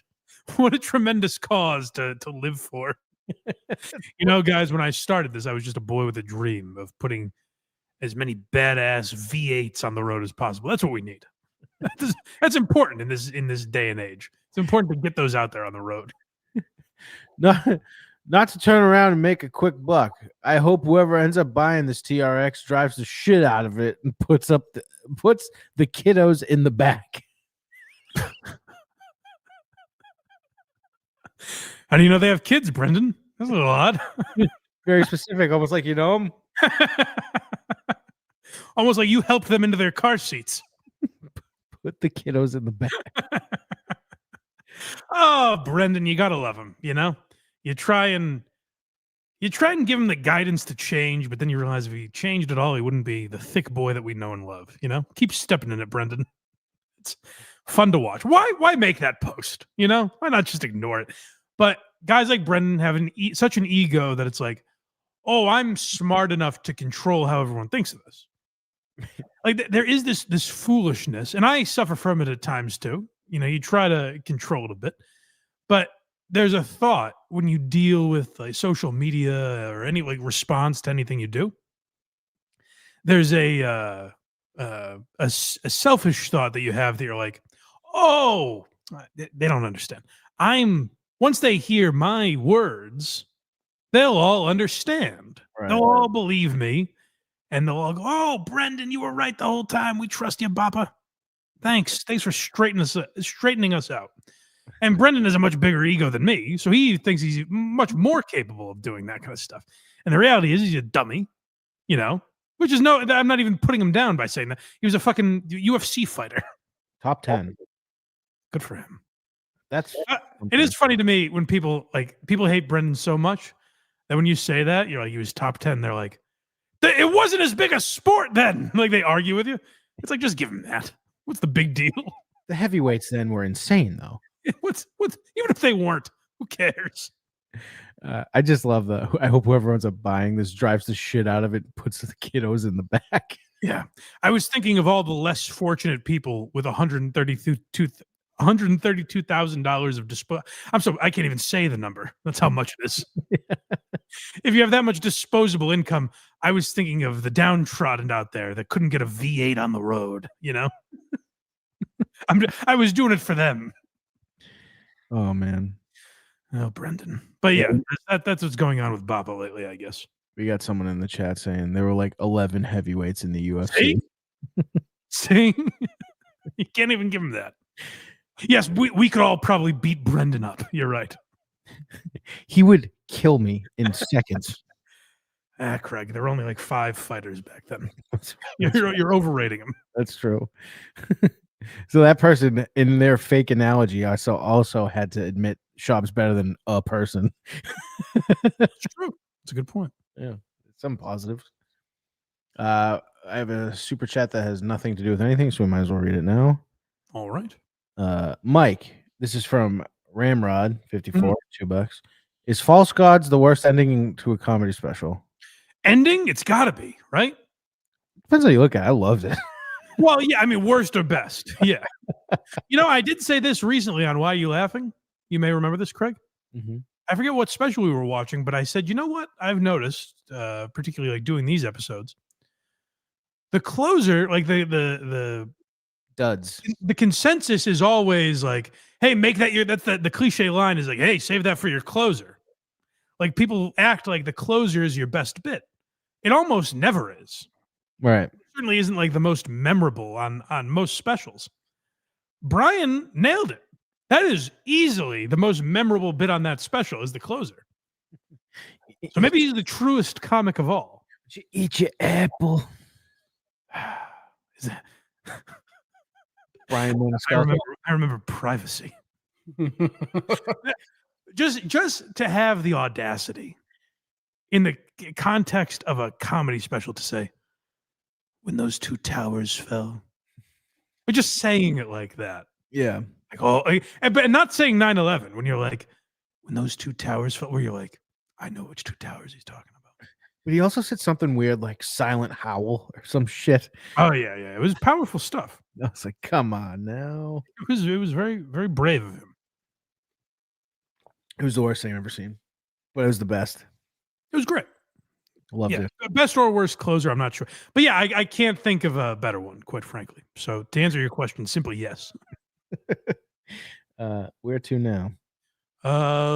Stuttering John, the only thing we have left before we get into some questions from the people. Stuttering John and Shuli. Well, yeah, it's all wrapped into one terrific bow. Let's hear from Shuli first, shall we? Because I think the John video might be slightly inspired by this. But I would say to Shuli, and he's invited me on the program before, and I would say this to him on the show. Why do this? Yeah. Why lower you're lowering yourself to John's level? And again, he can do what he wants. People think I'm like, moralizing or telling them what they should do when I go off like this. I'm just saying, like, from my perspective, like we were just talking about Brendan Schaub. It's so much more fun that Brendan Schaub doesn't know me. Right. I don't want to be in an ugly thing back and forth with Brendan Schaub. It's just fun to comment on his hijinks. Yeah. To me, that's the most fun version of John. Now, the toothpaste might be out of the tube as far as Shuli goes. Like, you would probably say, hey, we're way past that, Like, there's no going back on this stuff. There's a lot of bad blood, all that. So maybe it's as simple as me not understanding it. But, like, for Shuli, by doing this, you kind of lose the higher ground to go, look how crazy John is. Because now it's like you're doing the same shit. So this is Shuli. If you don't know what we're talking about, this is Shuli talking about comments that Avariza made on Stuttering John's program earlier this week, I believe.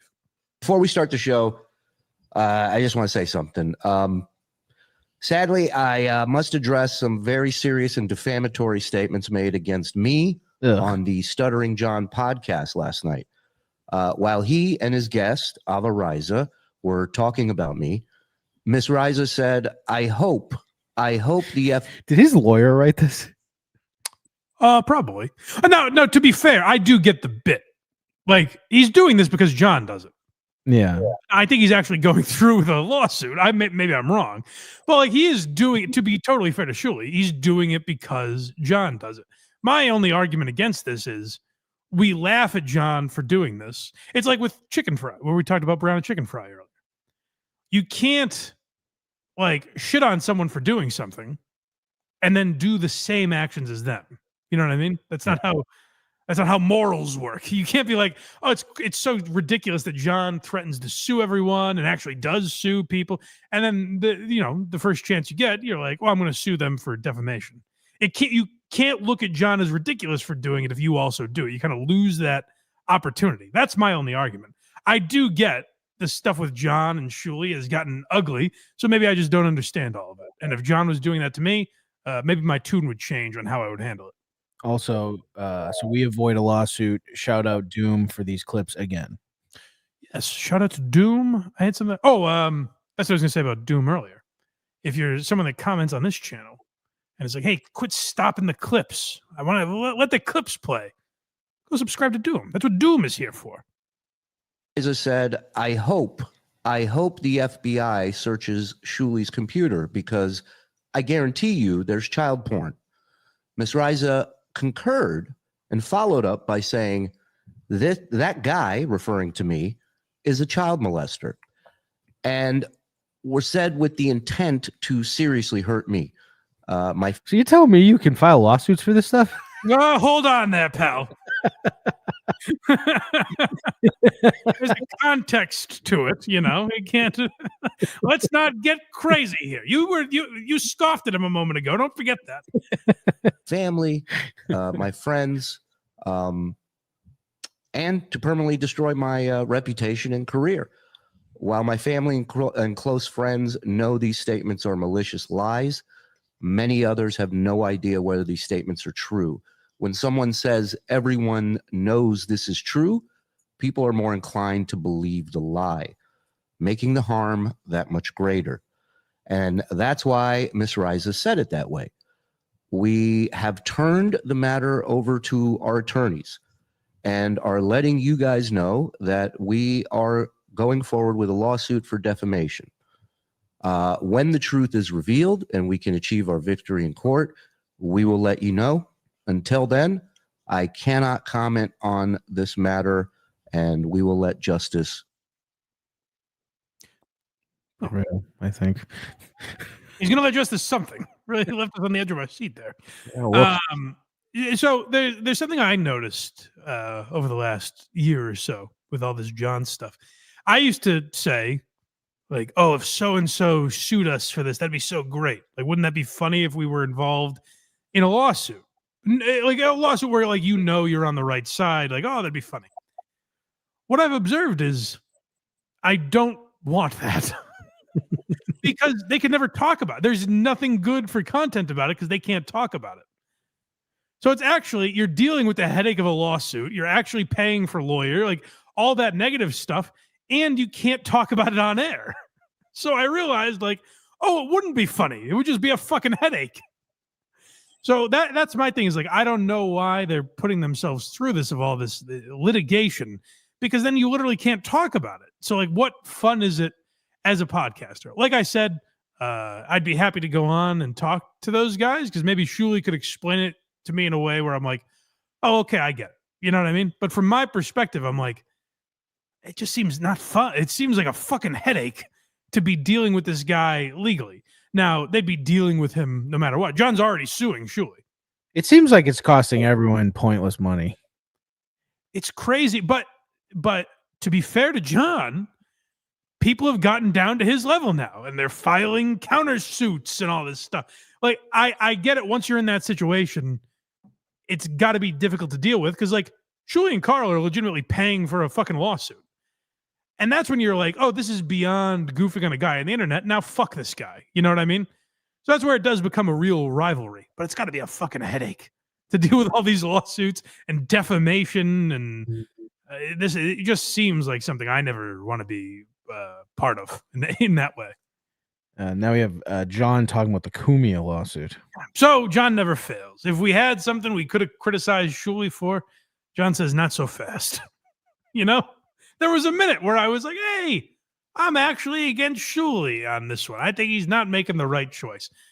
And then you see this fucking antagonist. You see why people are driven to things like Shuli was. Where this fucking guy tries to imitate Shuli, I think is what you're seeing. Is that what this was? I think so, right? It has to be. But it's done through such a... Say what you want about Shuli. Having that filtered through this brain, yeah, it's so moronic and unintelligible. Hey, everybody. Well, he sounds good. So that was my first thing. I was like, is he trying to be subtle? Yeah, at least he sounds great. I just want to say that, you know, I've talked to my attorneys, and because of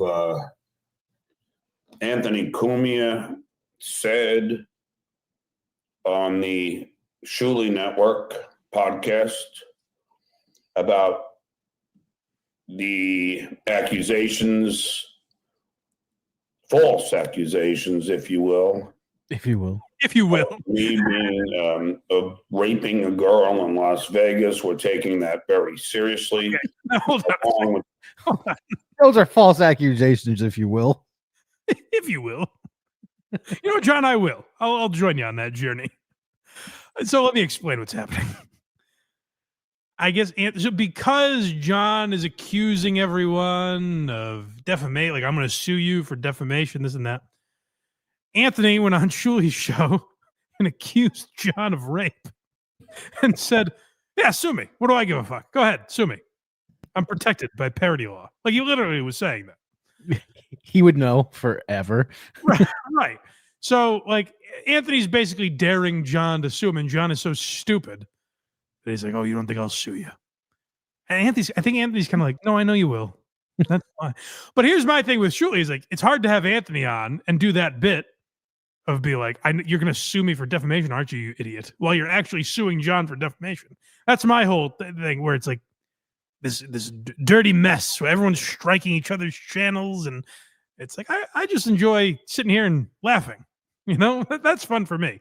But who am I to pass judgment, I suppose? Anyways, that's the accusation. Go back just a little bit because I want to hear.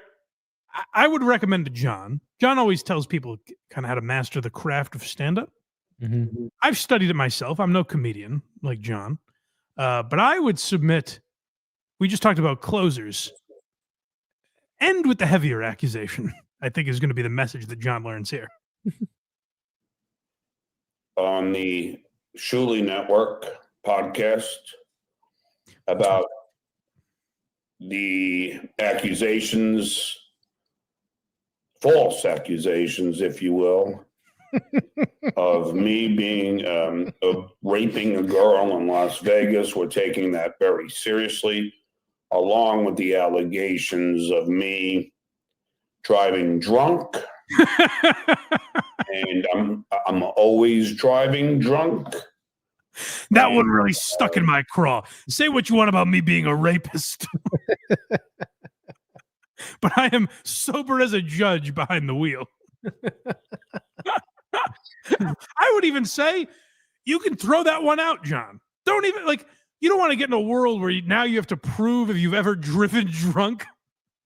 Maybe just focus on the rape accusation. That might be easier to prove or disprove.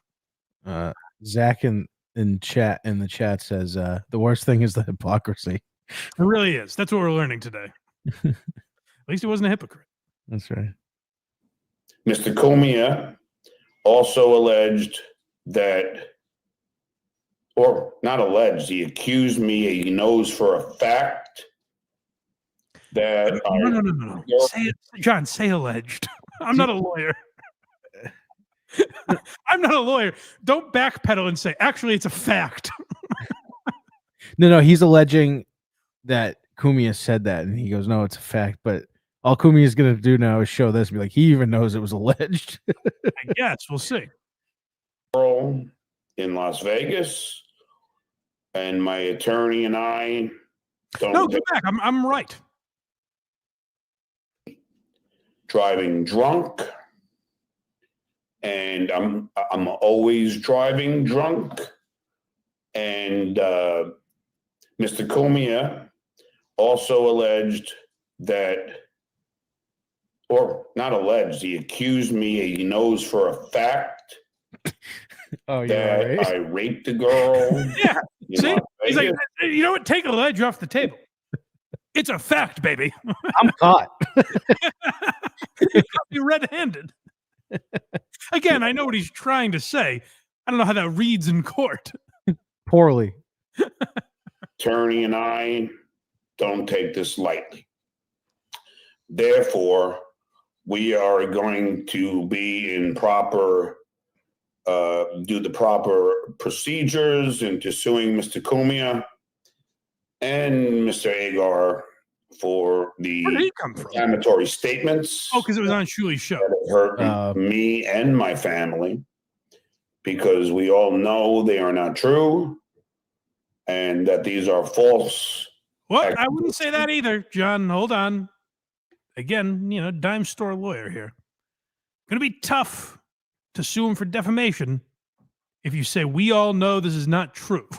See, this is what he was trying to parody what Shuli said, where Shuli goes, and it was probably written by a lawyer, where he goes, while my family and close friends know this is not true, there are a lot of other people that heard these accusations that are not sure where these came from.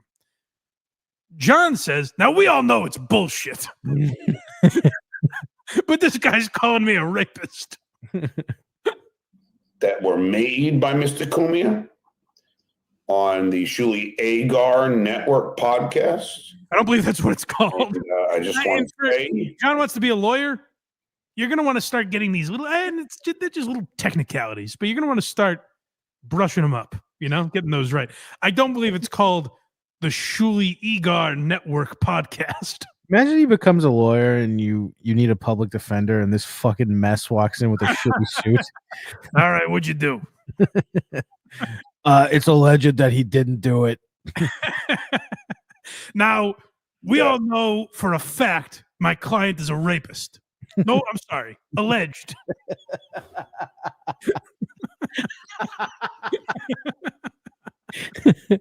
You know what I mean? Whatever.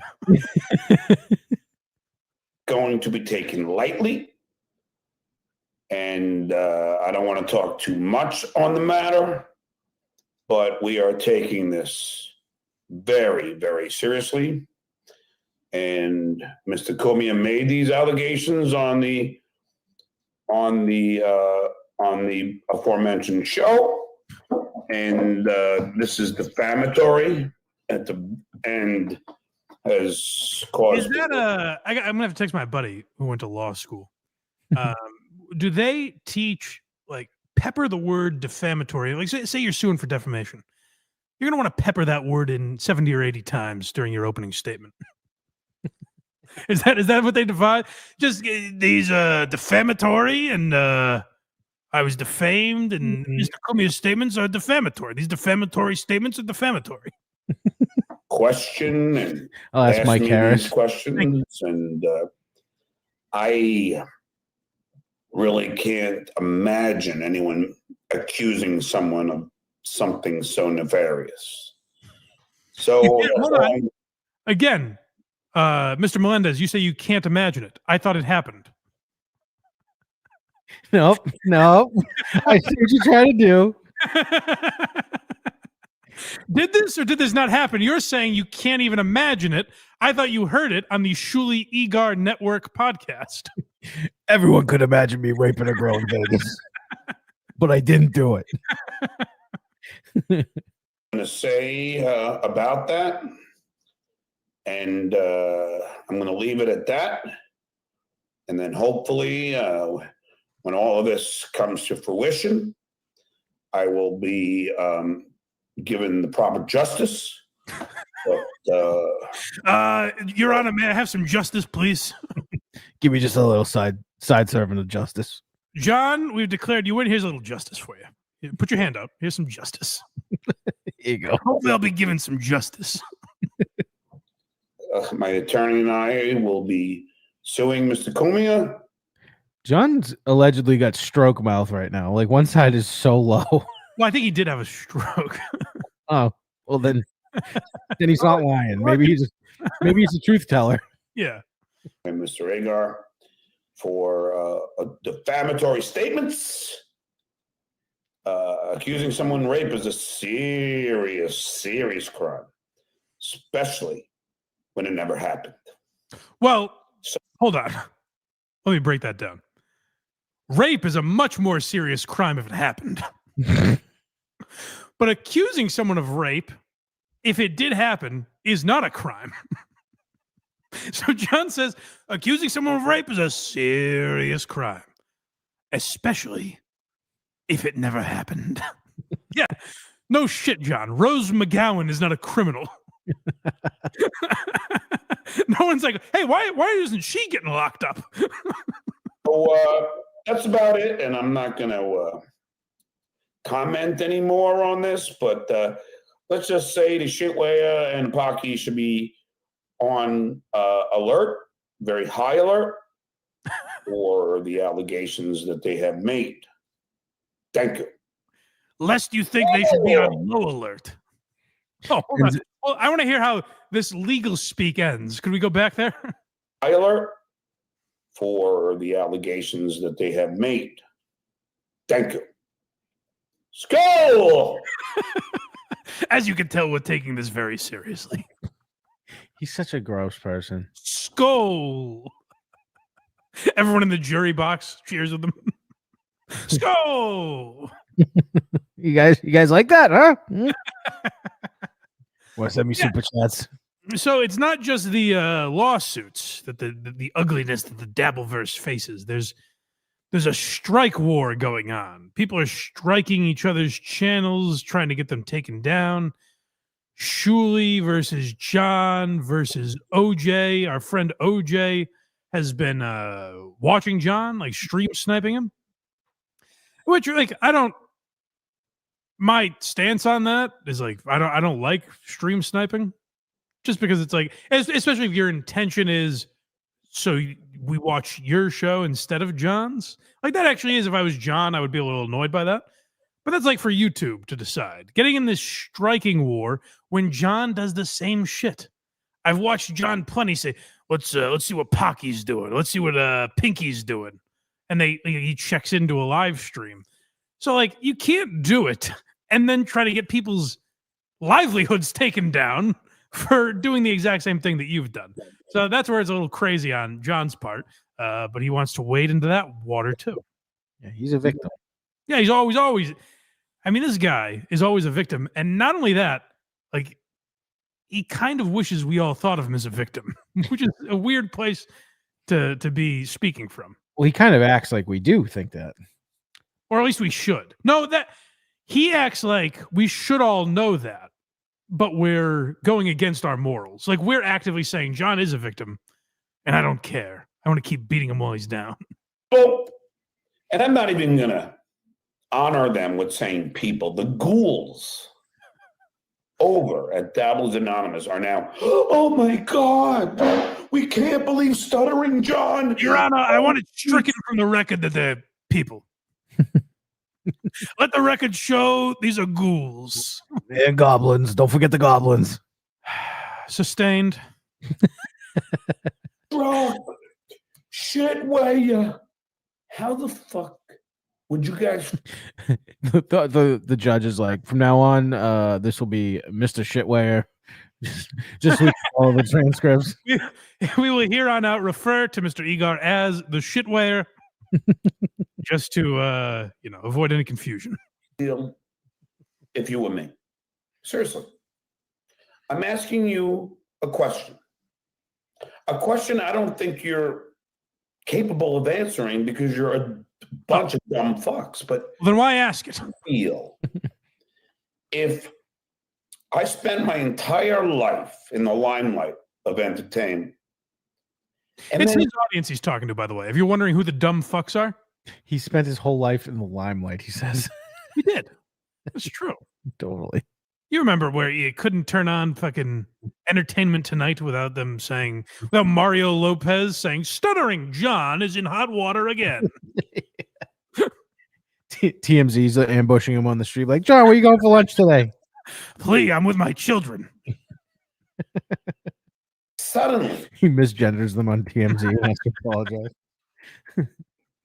Snaggletooth degenerate and it's Carl, a high school dropout, Shuli, decide to terrorize me and my family for 5 years. I don't know how the court. I don't know how relevant that. If I was, I'm no lawyer, but if I'm putting on my lawyer's suit when John says, I mean, this man is a snaggletooth, I would say, relevance, Your Honor, objection. Oh, what does it matter that he has snaggled teeth? That's where John's like, they've bullied me. Like, they've been really mean to me. I mean, this guy's a snaggletooth degenerate. The other one's a high school dropout dumb fuck. Like, I don't know that he's really being bullied. It seems like he's reciprocating a lot of these insults. Me without my consent or knowledge, getting people to show up at my gigs to record me without my consent or knowledge, people to show up at my favorite bars to park behind me and videotape me as I get it. That's where the jury gasps. Your Honor, they've even attended my favorite bars. The humanity, Attica! They buy me, they overserve me, so I get in trouble when I leave. People sending people to show up at my bars in Long Island. Your bars, John. It's like Norm Peterson. Yeah, no shit. My bars in Long Island. And by the way, this is where John always loses everyone, is he lumps everyone in together.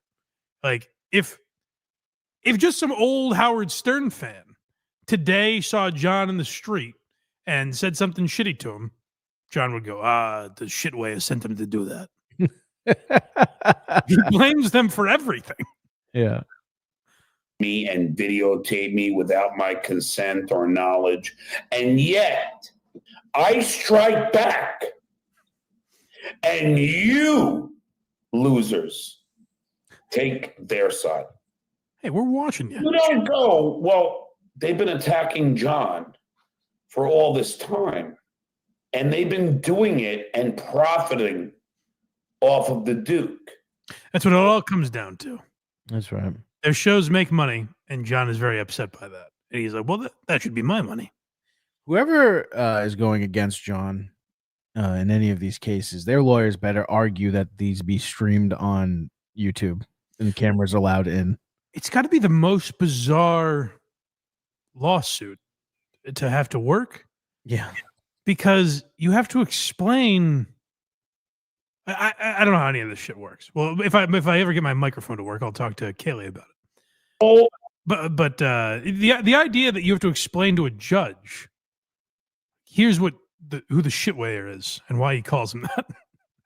Here's who Snaggletooth is. You know what I mean? Like, you have to learn all this inside shit because it comes up so much in these cases.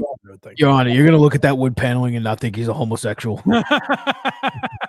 Let the record show that it is very gay. I love the idea of the judge being completely on John's side.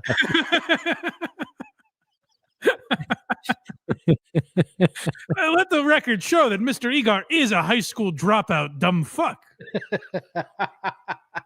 And ladies and gentlemen of the jury, I want you to consider that. Yeah, the judge, let the record show I have also heard the rumors of that computer. Of this time. But you don't ever say maybe it's wrong. You don't ever come to the conclusion that maybe it is wrong. Well, I said that. Didn't I just say that earlier? I was like, hey, Shuli shouldn't be suing them. For his own sake. But John will never hear that. Like, the problem with John is even if you think he's correct, even in the moment you think he's correct, he's detestable. Like, he's he presents himself as an unlikable character that it is hard to root for. So even in moments where you're like, hey, that's a little over the line, or that's shitty that they're doing that, or whatever, like, it's hard to defend John because literally the next clip we played, we were like, oh, he's doing it worse than them. You also can't be a victim while you're actively suing multiple people involved. Right. Next, we have our last clip, which is OJ. Yeah, so I mentioned our friend OJ earlier. Thank you, OJ, for all that you've done. And he is like, at the end of the day, we could talk about the morality of stream sniping or whatever the fuck. This is a guy, Obnoxious John, who is a parody. His real name, his given name is not Obnoxious John. He's got an orange filter on, and he does shows where he fucks around and makes fun of John. This is not an evil villain, but John treats him like he is Batman, and the Joker won't stop stream sniping him. I tried to reason with you. I tried to be kind. You want to know how I got And these you scars? I tried all the proper avenues in order to have a reasonable conclusion for the both of us. He's talking to a cartoon character, mind you. I know there's a man behind that filter, but this speech is to picture there's an orange with eyeballs and a mouth staring back at him. But you refused. And now you claim you're fighting the good fight. What is the good fight, Obnoxious John? What is the good fight? He said that seriously. To further bully. Oh, you're gonna love this. What's coming up? Is that the good fight, Obnoxious John? Your name says it all. So stop. It's not John. First of all, you're the victim. Obnoxious John. If you lengthen that, it would be John Melendez. It's a parody. Your name says it all. Your mother must have known you'd be obnoxious. It's his God-given name. Obnoxious. That, you know what? That's what you are. Yeah, no shit, John. That's the idea. Like, hey, your mom knew you were going to be blind. That's why you're blind, Mike. That's right. All right. Let's finish this clip up here. You are not. The only victim is me. I got He's so excited. He wants so badly. I've never heard anyone talk like that. Where it's like, no, I want to be the victim. I've heard people get accused of that, where it's like, oh, this person has a victim mentality. This person wants to be the victim. I've never heard anyone say, I'm the victim. I want to be the victim. Make me the victim. He wants the public support, which he'll never have. It's what I mentioned earlier. John, the same ego as Schaub, where John thinks he goes on the same speech where he's like, I was just a man with a podcast, and then Lady K decided to trash my family. He does this speech. I mean, I'm being generous by saying once a month. It's probably much more like 2 or 3 times a week. But constantly, he goes on this speech where he runs down the entire history of the Dabbleverse. And he's like, and you people support that. Someday you got to get past that. Yes, they do. They're the monsters. They're crazy. We're all nuts, John. We support it. But, like, you got to get past that eventually. You got to deal with it. But John thinks eventually he'll come up with the right concoction of words that gets through to us. Lady K, Jenny Jingles, No Shoulder Chris, Shitware, Silent Mike, Log Cabin Larry. All right, we got to be coming up on this one soon. The Potato, Tukey, Pinky, Punky, you, along with tons of others. Quad. Hey, all right, come on. This is insulting now. The judge is going to hear these names and be like, get out of my room. We're not ahead of Quadfather? Come on. Smash, along with many others, attacking me for no other reason than to pad their own wallets. And you know what? I'm sure Quadfather has a great life. Not being involved anymore. I'm sure the Quadfather has really padded his wallet. And just the joy that every day probably is for that guy. It's shameful that John is the victim and the quadriplegic man reaps all the benefits. That's right. That I'm such a bad guy. There are plenty of bad people. We got one right now in office. There are plenty of people. How did it come to this? Jesus Christ. Yeah, and then the other one, Ojeda, is out there telling military people not to listen to orders. He made Libs a TikTok. I know, I saw. Someone messaged me that. It's the warthog for sure. No, Chef Lewis or someone messaged me and sent me that link. And I said, if they only knew what we know. I know. Because Libs of TikTok is like, isn't this clip crazy? And to me, watching that, I'm like, oh, this is Ojeda like classing it up. This is what we I don't like this political Richard. I know.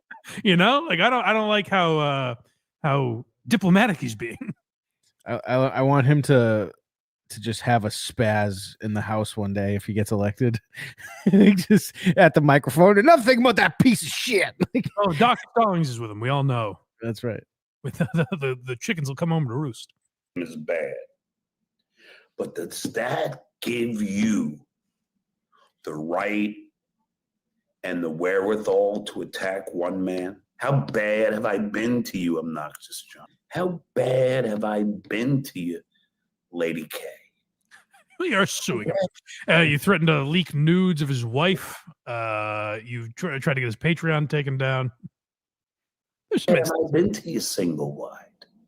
I haven't really done anything. His wife with MS. Oh shit.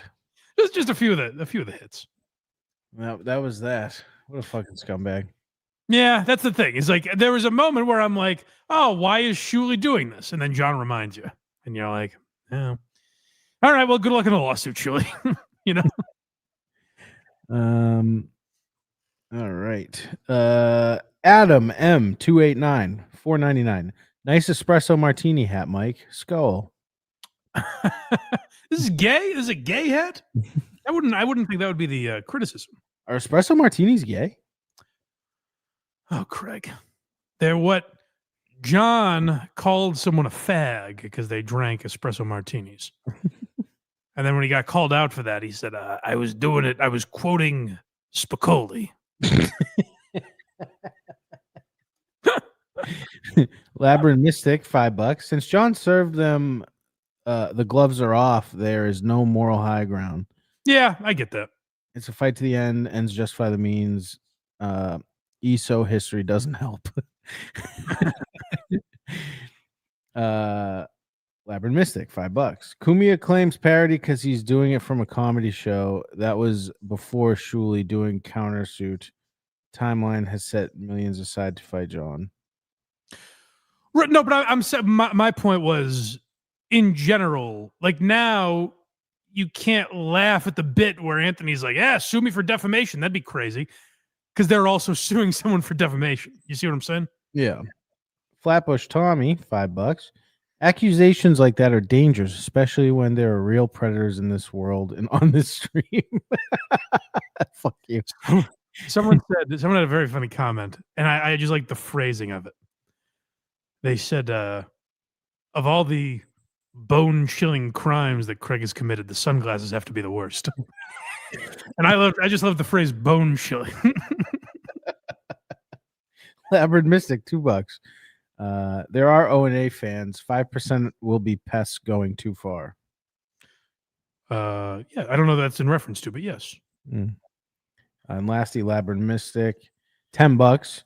John, you didn't care 3 years ago when they were nobodies. You cared when there was money. They had an event, and you made yourself a fool by getting tricked by Kate twice. You've been on their shows. Yeah, that's exactly. I mean, not only that, you want to talk about like this right to publicity thing that he's suing for. Like John's show every day. I can't imagine you. I was going to say you'd be hard pressed to find one. I think it would be impossible to find an episode of John's show in the last 4 years, probably, that he has not mentioned Lady K or the show. Yeah, for sure. You know, I don't think there's a single episode. Not that there's not an episode. It's the entirety of the show. I mean, unless he's talking about Pinky or Pocky or whoever else. But like the majority of it is talking about how you've been wronged by Lady K in the show where you have made content out of it. So therefore, the people paying to watch your show, the people that super chat, whatever, are paying to hear you talk about Shuli and Carl. So I don't really get what the lawsuit is about. Mike, would you like to read some questions? I'd like to hear some questions from the people. I figured we'd have a little extra time today. And I was correct. Not as much as I thought, but we got some time here. So I figured, why not talk to the people? The people usually have good questions. I particularly like when I get questions on comedy that I'm not necessarily expecting or hadn't thought about before. So you guys are doing a good job. And you can ask questions when we do this if you're a member on Patreon. I posted the whatever you call it, put up the bat signal, and people commented with their questions. Is this just Patreon? Yes. Okay. Yes. Cartographer, how can you tell when the video clips are over? Well, as Lewis said, I use my ears, and also I'm the one that finds the video clips. So usually I have a pretty good idea. Sometimes sometimes I forget where they end. So like especially like with John, if there's a long pause, I'll start talking, thinking it's done. And then once he's done sipping his beverage, he goes off again. And another thing. Yeah. But yeah, I just use my ears. Ryan Gilligan, have you heard from David Collins since? No, and that I'm fine with that. Good riddance. I thought I gave David a good opportunity, and the only opportunity I'm capable of giving him. You know, if you think it's like, hey, the show's small, so he probably didn't get a lot out of it. That's accurate.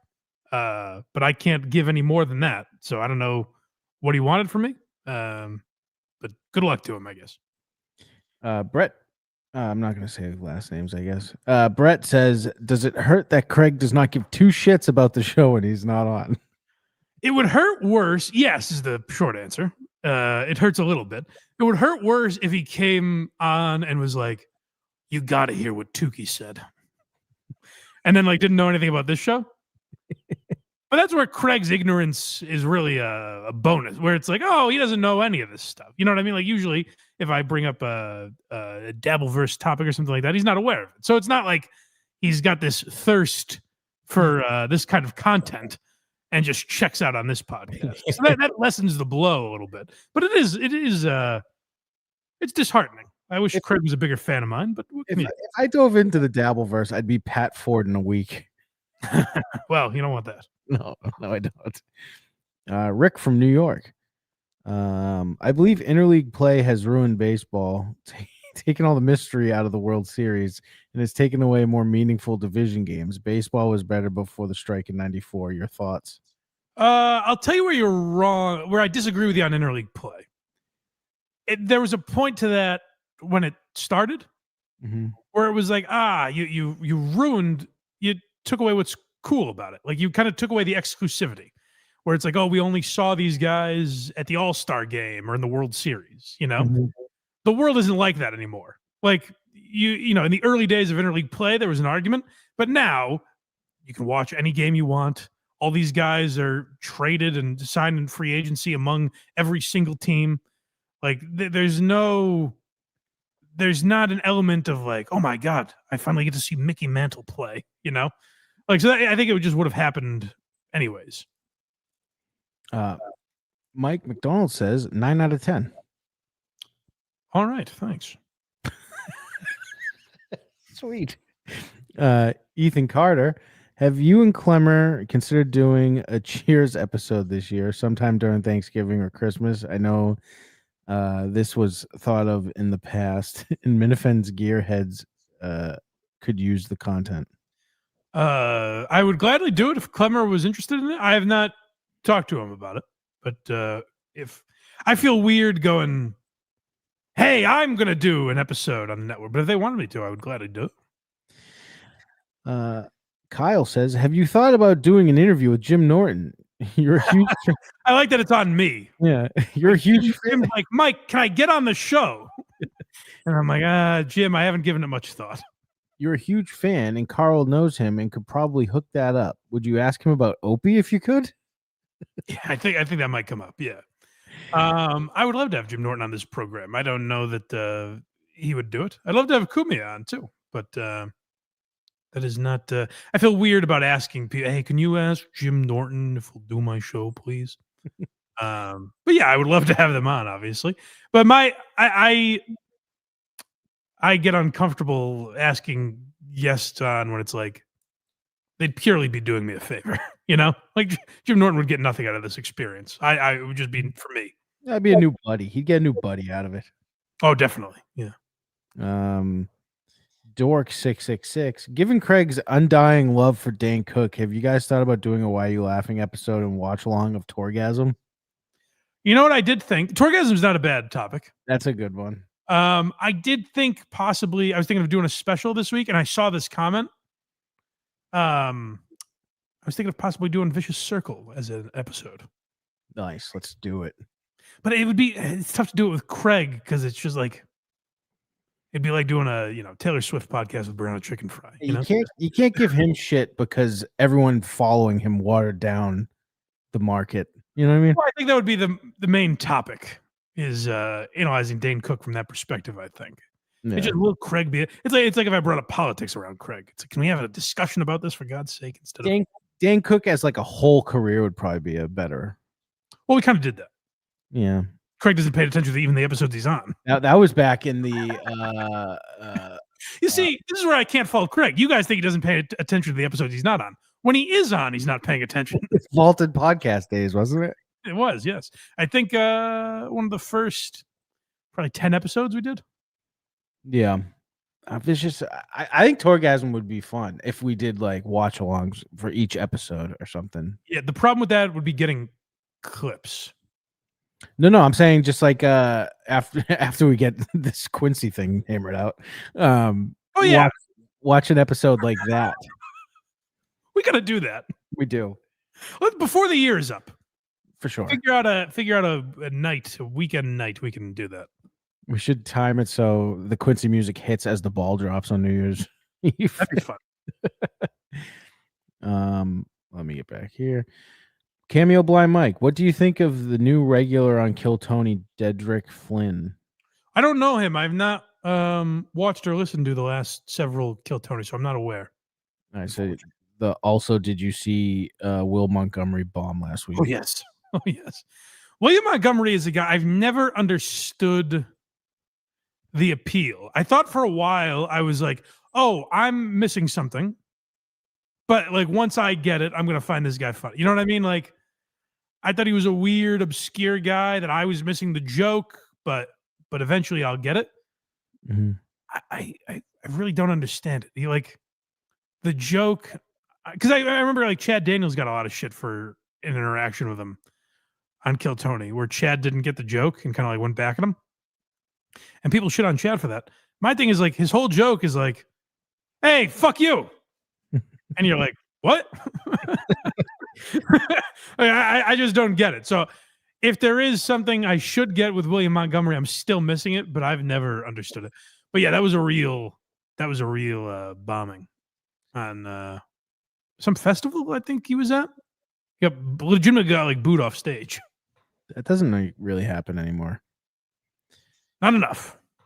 Fred Rush. I guess we have to put out one of your PSAs. We haven't done it in a while after reading this, but he writes, I don't have a question. I just want you to know that when I met you at Skankfest, I held my hand up for a handshake, and it took me much longer than it should have to realize I wasn't going to get one. I think every day about how I want to kill myself.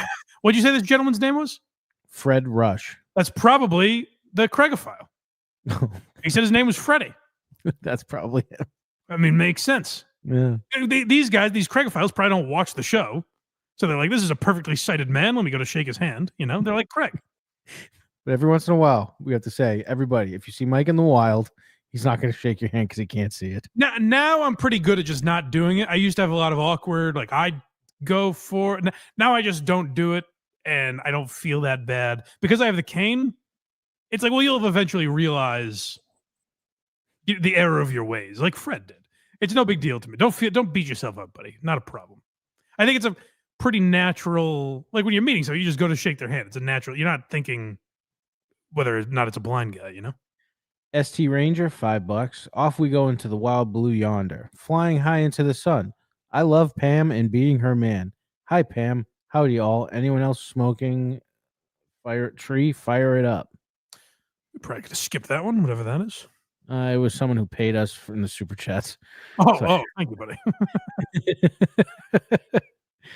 I hope Craig just said some fucking anti-Semitic dog whistle or something.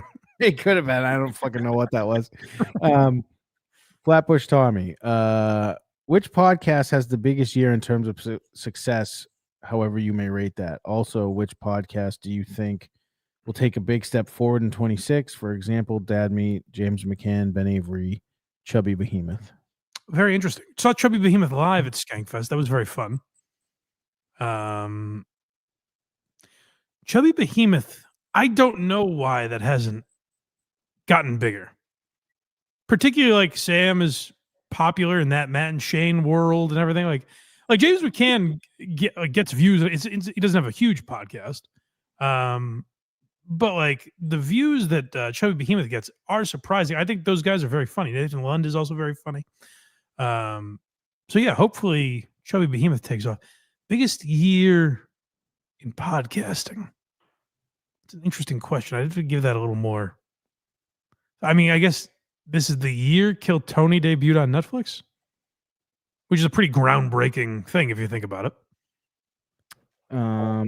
Labyrinth Mystic, $2. What about fist bumps? You coming to Hackamania? Still can't see him.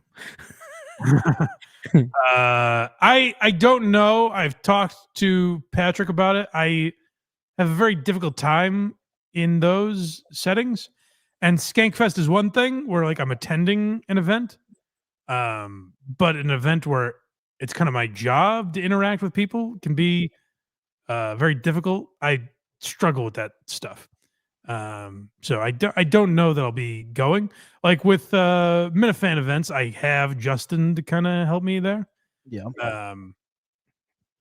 People that would go to something like Hackamania, I probably wouldn't want to introduce to all the fans. Am I that bad? Am I that bad? Well, not you. I'd go. Yeah. I'm still contemplating. HACKRIDE, $2. Percent chance Mike appears at Hackamania. Would Craig go? I guess was he not listening? Percentage. Well, I just answered. You probably sent that before I answered. But chastise the man for not listening. What do you mean maybe? It had to be. I just said it. I'm going back and forth between questions and making sure I'm not missing super chats. But there's no way he asked that after I said that. Or maybe not. It's not possible. Well, I just got done speaking before you read it. You could have been typing it out as you did it and then hit send as you answer. I don't fucking know. Wow. Casey, I apologize that he attacked you like that. He said I'm psychic, I guess. Percentage chance.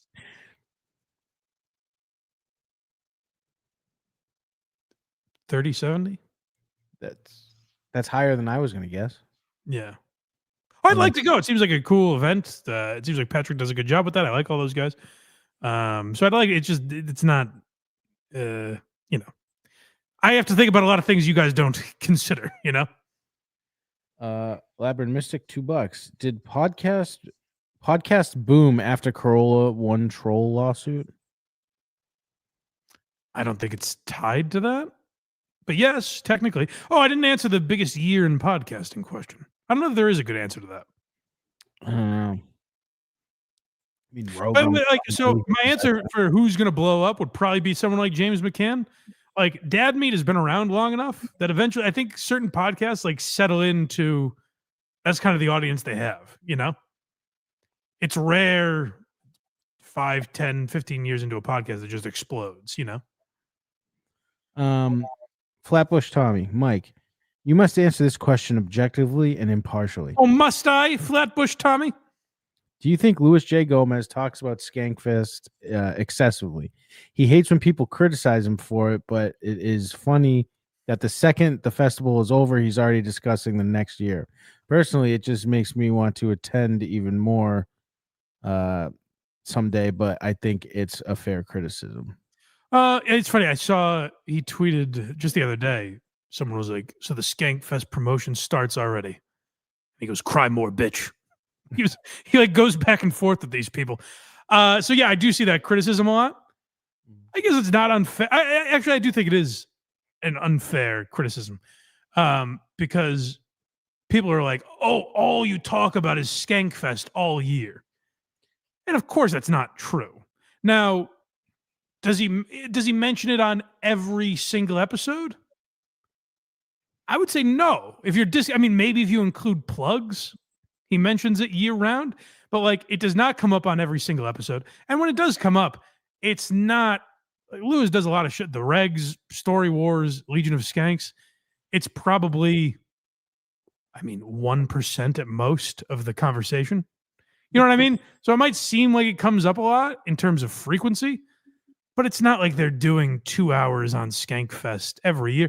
And I think there's sometimes it's just naturally going to come up because I do think it's a big, fun event. Like I just spent 20 minutes talking about it earlier. Like it's a fun thing, and Lewis is kind of the center of it. I was talking to some guy, a guy sitting in front of us before a show. We were just shooting the shit, and he was asking. He was asking about like how much money Skankfest makes, and we were kind of breaking it down. And I was like, I don't think it makes much money. Like the tickets are pretty reasonably priced when you consider the amount of shows you're seeing, the amount of comedians that are doing it, and I'm sure like Shane Gillis and Tony Hinchcliffe and these guys are doing it for much less. Like they're losing money. You know what I mean? Like they're doing it for much less than they would be making on the road. Obviously, they're doing Lewis a favor in that way.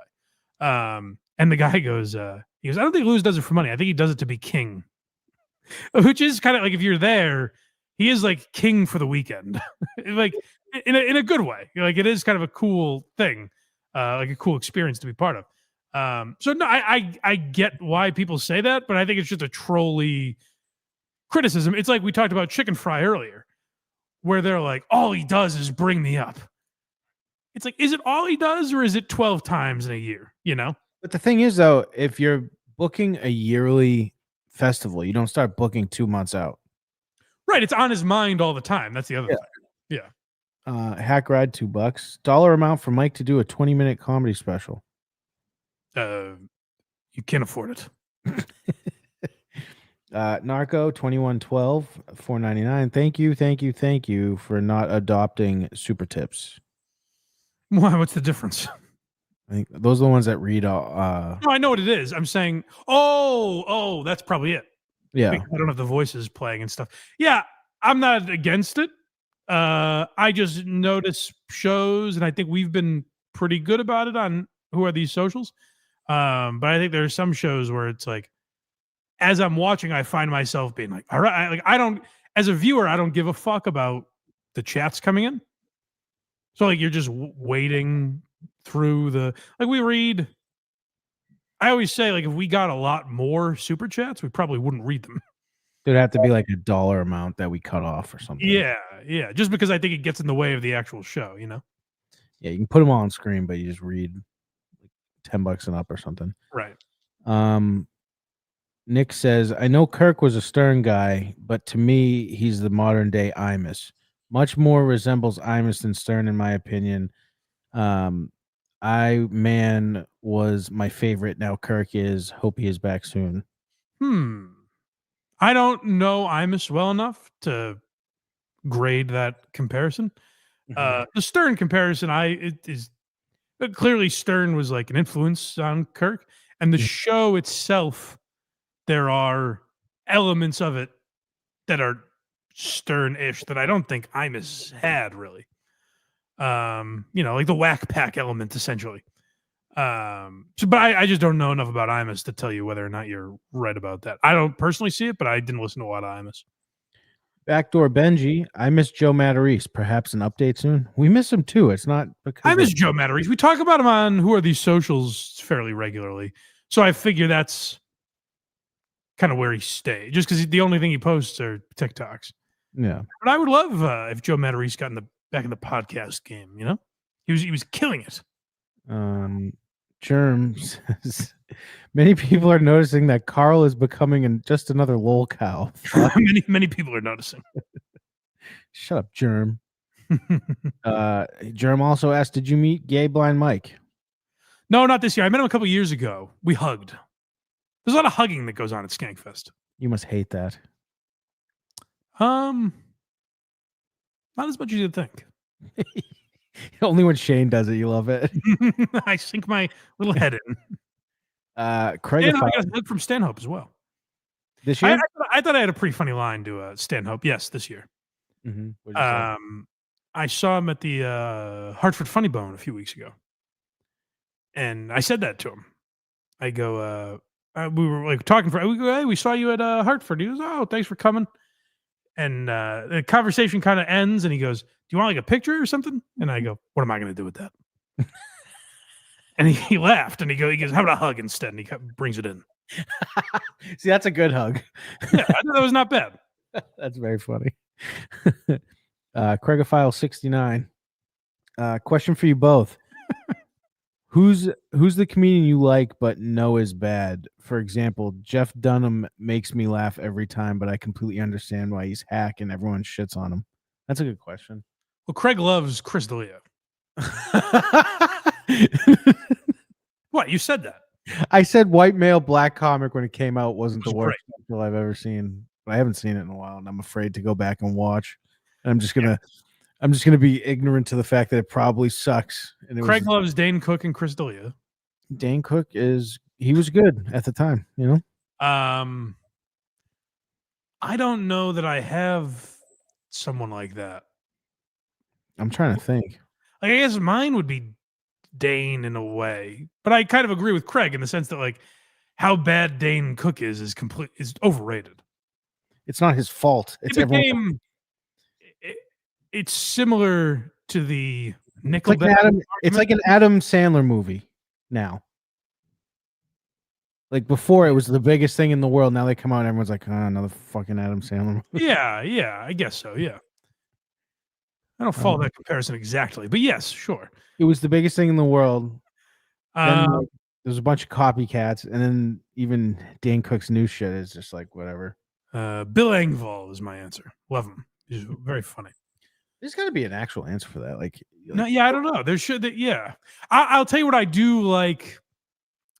I can watch like bad sitcom. I don't have an answer for stand up. Okay, but I like. I used to watch Yes Dear every day after school. I'm so glad you didn't say King of Queens because I was gonna fucking. No, King of Queens I think is a good show. Yeah, it is. Yeah, Yes Dear. I used to watch every day after school, and I knew it was a bad show, but like I enjoyed watching it. See, I kind of felt that way with Rules of Engagement, but I think that also leans towards pretty good show. I didn't see enough of it. Patrick Warburton's just so funny. I like that David Spade was in 3 different sitcoms where he's like, yeah, I don't need to be the main guy. Like he's not big enough that he could have had his own show, but he was in 3 sitcoms where he's like, yeah, I'll just, be over here. Yeah, sitcoms is definitely an easier. Yeah, there's a lot more like sitcoms or movies than stand. I can't think of a good stand-up example. Buffalo Larry, $2. Do you know about Russ Martin on Dallas radio? I don't believe I do. That's all it says, so we have no follow-up. Well, if I should, Larry, then let me know. HACKRIDE, $2. Stop paying, idiot. When Craigers and Mike meet in real life, is it a hug? No. Certainly not. It's not. I walk up to him, I say, it's Craig, so he knows I'm there. And then I don't stick my hand out. Sprint in the other direction. He's here. He's coming.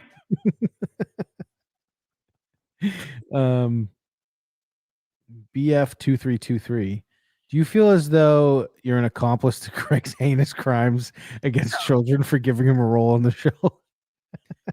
I mean, there's no way around it. But you could also look at what I'm doing. Where are the police on this? I'm the only one talking about it.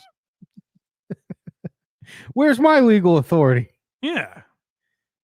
Mike O, thank you and F you for that 11+ hour Steel Toe compilation. Oh, why? No, I would push back on the fuck you. You didn't have to watch it all in one sitting. I can't believe I wasted that much time listening, but it was mostly entertaining. While anything additional might have been hard to swallow. You could have done a piecemeal. he's like 11 hours is right at the cutoff line. So that wasn't live. I wasn't sitting there for 11 hours. It was a compilation of all our Steel Toe clips. I like those, and I hope we do more of them. I imagine it's a pain in the ass to do, so I don't expect Casey to do those too quickly. But I would like I particularly like the Stuttering John or Opie. Like those ones would probably do better. I like the idea of like Coach HP G.D. Fenderson, Mhm. Alec Baldwin, Ojeda. You know, some of those are tough though. Like Ojeda and Alec Baldwin, particularly. Maybe Coach HP also. You'd have to go back into some of the episodes that aren't clipped to find the best stuff.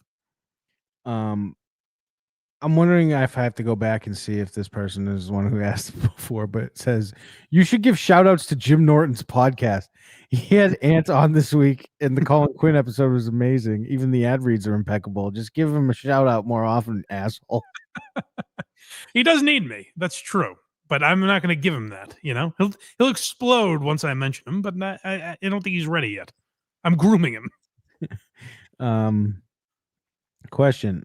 Oh my god. How do you know when your butthole is when you're wiping or something like that? That's fun. That's a fun twist on it. How do I know where it is? Stephanie asks, you're dropped off on a desert island where you shall live for your remaining days. You get a lifetime supply of one condiment. Which one do you choose? I'll be honest, I'm not a huge condiment guy. It's got to be like ketchup, probably. No, mine would be, I guess, one forever. Might be ketchup. But mine would probably be ranch or buffalo sauce, I guess. Frank's Red Hot. Yeah, actually, ranch is probably just as versatile as ketchup. But I am not a huge condiment guy. If it's, you know, if it's going to be on there anyways, I'll take it. And there are certain ones I like more than others. But if you give me, say, just a burger, dry cheeseburger, I'll eat it like that. You know, I don't need the condiment. Ranch on it's not the worst thing though, so like that could supplement there. Sure. Mr. Hamilton Burger, who are your favorite American / non-American / non-Canadian comics? I mean, the answers are still like kind of American guys. I don't go too deep. Like I used to love Jim Jeffries. What happened? Well, he fell off. Colin Terrell, I like a lot. Irish comedian. We mentioned James McCann earlier. I think he's going to be very big, but I like James McCann a lot. James McCann might be my answer. I find him hysterical, honestly, and very unique, like a unique style. So I like James McCann a lot. I like Jimmy Carr. Like I think Jimmy Carr is funny, but I've always said this about Jimmy Carr. Yep. My issue with him is he will have like a brilliant joke, like a great joke. And then he will do this thing where he goes, "Oh, you think if that offends you, buckle up." Which is already like, I don't love that. Mm-hmm. Like the "I'm so dangerous" thing. And then he'll rattle off a joke that was on Reddit 15 years ago. Right. You know what I mean? So it's this weird dichotomy where like he's a great joke writer most of the time. But he does that one thing that annoys me. But I do like Jimmy Carr. But yeah, my international comedians, I don't go too deep. People suggest a lot of like British or Irish or Australian comedians that I'm just not too familiar with. Accents are annoying. A little bit. That's why all the names I mentioned probably they don't have that thick of accents, you know. Australia I can deal with. Sure. Jack Sampson forever, $2. Coach HP long form. I just came. I think that Craig originally said, I'm not going to read last names, and then has since read every single last name. I think he's gone in and found their last names if it's not listed. It's on YouTube, and you send in a super chat. I'm reading the name fully. All right. That's fair. Colostomy Stephen. I won't say cunt. I don't want to say his last name. Thank you. Colostomy Stephen says, for $2, says, Blind Mike rules. Thank you, buddy. Where are we in these questions? Do you find it difficult to hide your cum-catching Kleenex as an adolescent? Did your room look like a murder scene under a blacklight scrutiny? As a beginner, some of those loads must go astray. I was more of a sock man myself. Tommy, you talk a lot about how you would listen to Cumtown and Legion of Skanks a lot. I like the idea. I don't know where this is going. I like the idea that he's going to accuse me of lying. You talk a lot about how you listen to Legion of Skanks. I'm not buying it. Are there any podcasts you currently listen to and enjoy? Of course, other than Steel Toe. Also, I've been loving your Why You Laughing on comedy actors recently. Can you do one on Leslie Nielsen? Thank you, buddy. Oh, that's a good one that I hadn't thought of. That is a good one. That is a good. I'm gonna put that on the list. That's a good one. What was the question? Oh, podcast. Mhm. I mean, obviously Tuesdays is probably the one I've listened to most over the years. You and your buddies Tuesdays. It's not that crazy. Tuesdays with stories for the layman. Are You Garbage? I talk about a lot. I've always said, Are You Garbage? Like the idea of late night failing. It's amazing to me they never tried a show like that where it's still interviewing celebrities, but in a style that is unique and different. You know what I mean? Like, I think Are You Garbage would be the perfect format for like a television interview show because you get to know them the way Hot Wings is on TV now. Isn't Hot Ones? Yeah. Isn't Hot Ones on like True TV or something? Or it was? I didn't know it was on TV. I'm pretty sure. Maybe I'm wrong, but I thought it was on like True TV. But I'm surprised Are You Garbage has never had that opportunity because I think it's a great interview format. They have people on, and it's not the same stories they've told everywhere else. It's a different approach to it. So Are You Garbage would be on there. I'm trying to think of a more obscure one that I listen. You know what I like? I don't know how popular it is. The host is extremely popular, but he's not always on it. I like Nate Land. Nate Bargatze's podcast. He's not on it every time. No. It's Dusty Slay, Aaron Weber, and Brian Bates. I like it. I think they've got good chemistry. It's clean. Like if you find it boring, I'm not going to argue with you. I can understand that. But I get what they do, and I enjoy it. The last question, and I don't quite get it. It's from. I'm going to say the full name because it's part of the question. Oh, Craig. He's disowned his own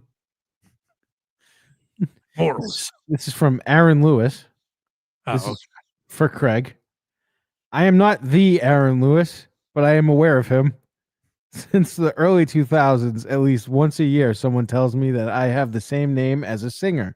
I'm also forced to endure from Springfield, Mass, if I'm not mistaken. Stained. Yes. I'm also forced to endure people calling me Aaron at least once a year. And then having to share my name with Steel Toe, it's all unfortunate. This was directed at you? Yep. It was not one question in there. Should I have left the room for that? He's like, hey, Craig, let's just a couple of guys talking here. And lastly, from Colostomy Steven for $10. Craig's Giving is coming up. Gobble file. Craig's Giving. I would like if that caught on nationwide. Craig's if it's Giving. one of those things in like 20 years where people are like, do you know actually like the Craig's Giving craze started on like some small podcast? Yeah, that'd be nuts. Where people just put Craigs on their tables on Thanksgiving. Yeah. Little Craigs. Yeah. I'm waiting for the pedophile joke to commence. No. I don't do that if you've noticed. Yeah, no. Lawsuits flying about. I've let the authorities do their work. But that is that. All right. Well, thanks, guys. What a pleasure it's been. Oh yeah. Oh yeah, and nothing to do with anything, but I mentioned that Louis J. Gomez book reading that's going to be out tomorrow at 1:30. So I recommend you check it out. Don't say I ever steered you in the wrong direction. That's right. I hope they recorded it well because sometimes the recording setup there at Skankfest is not ideal. But anyways, go to blindmike.net. That's the real plugs here. Our blindmike.net. That's where all my links are. Wherever you get podcasts, leave a 5-star review. Hit that like button for us if you're watching on YouTube. If you like, subscribe, and comment, it helps more people find the show, supposedly.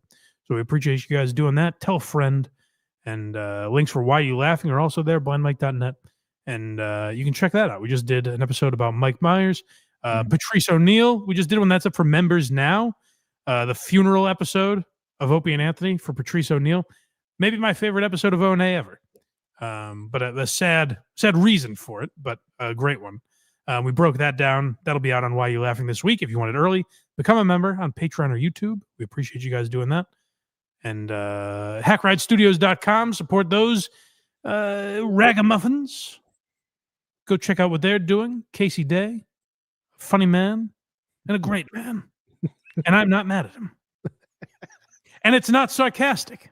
I like ending the show with him being totally at ease. You're a good guy, my best friend. Gave too much money today. Stop doing that. Oh, yeah, and that. Support Casey Day. Reimburse him for the money he's giving me. It's crazy. And instead of me saying it, Craig, do you have anything to promote? I don't. Okay. Well, thanks for stopping by.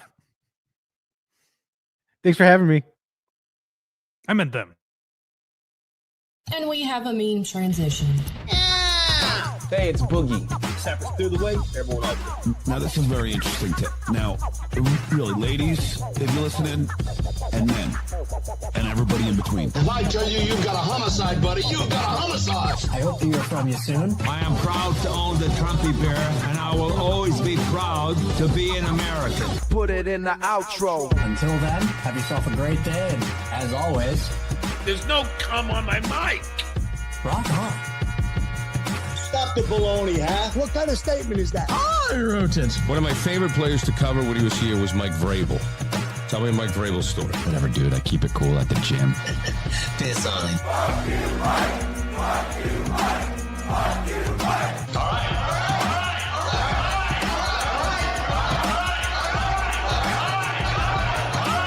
Stop, my belly hurts. My dad was in the military. Can you please kindly F off, please? If a person is on a bridge threatening to jump, how do we know that he wants help? Okay, I hope nothing bad happened. Money, money, money, money, money, money, money, money, money, money, money, money, money. Fuck, please. Anyway, God bless America.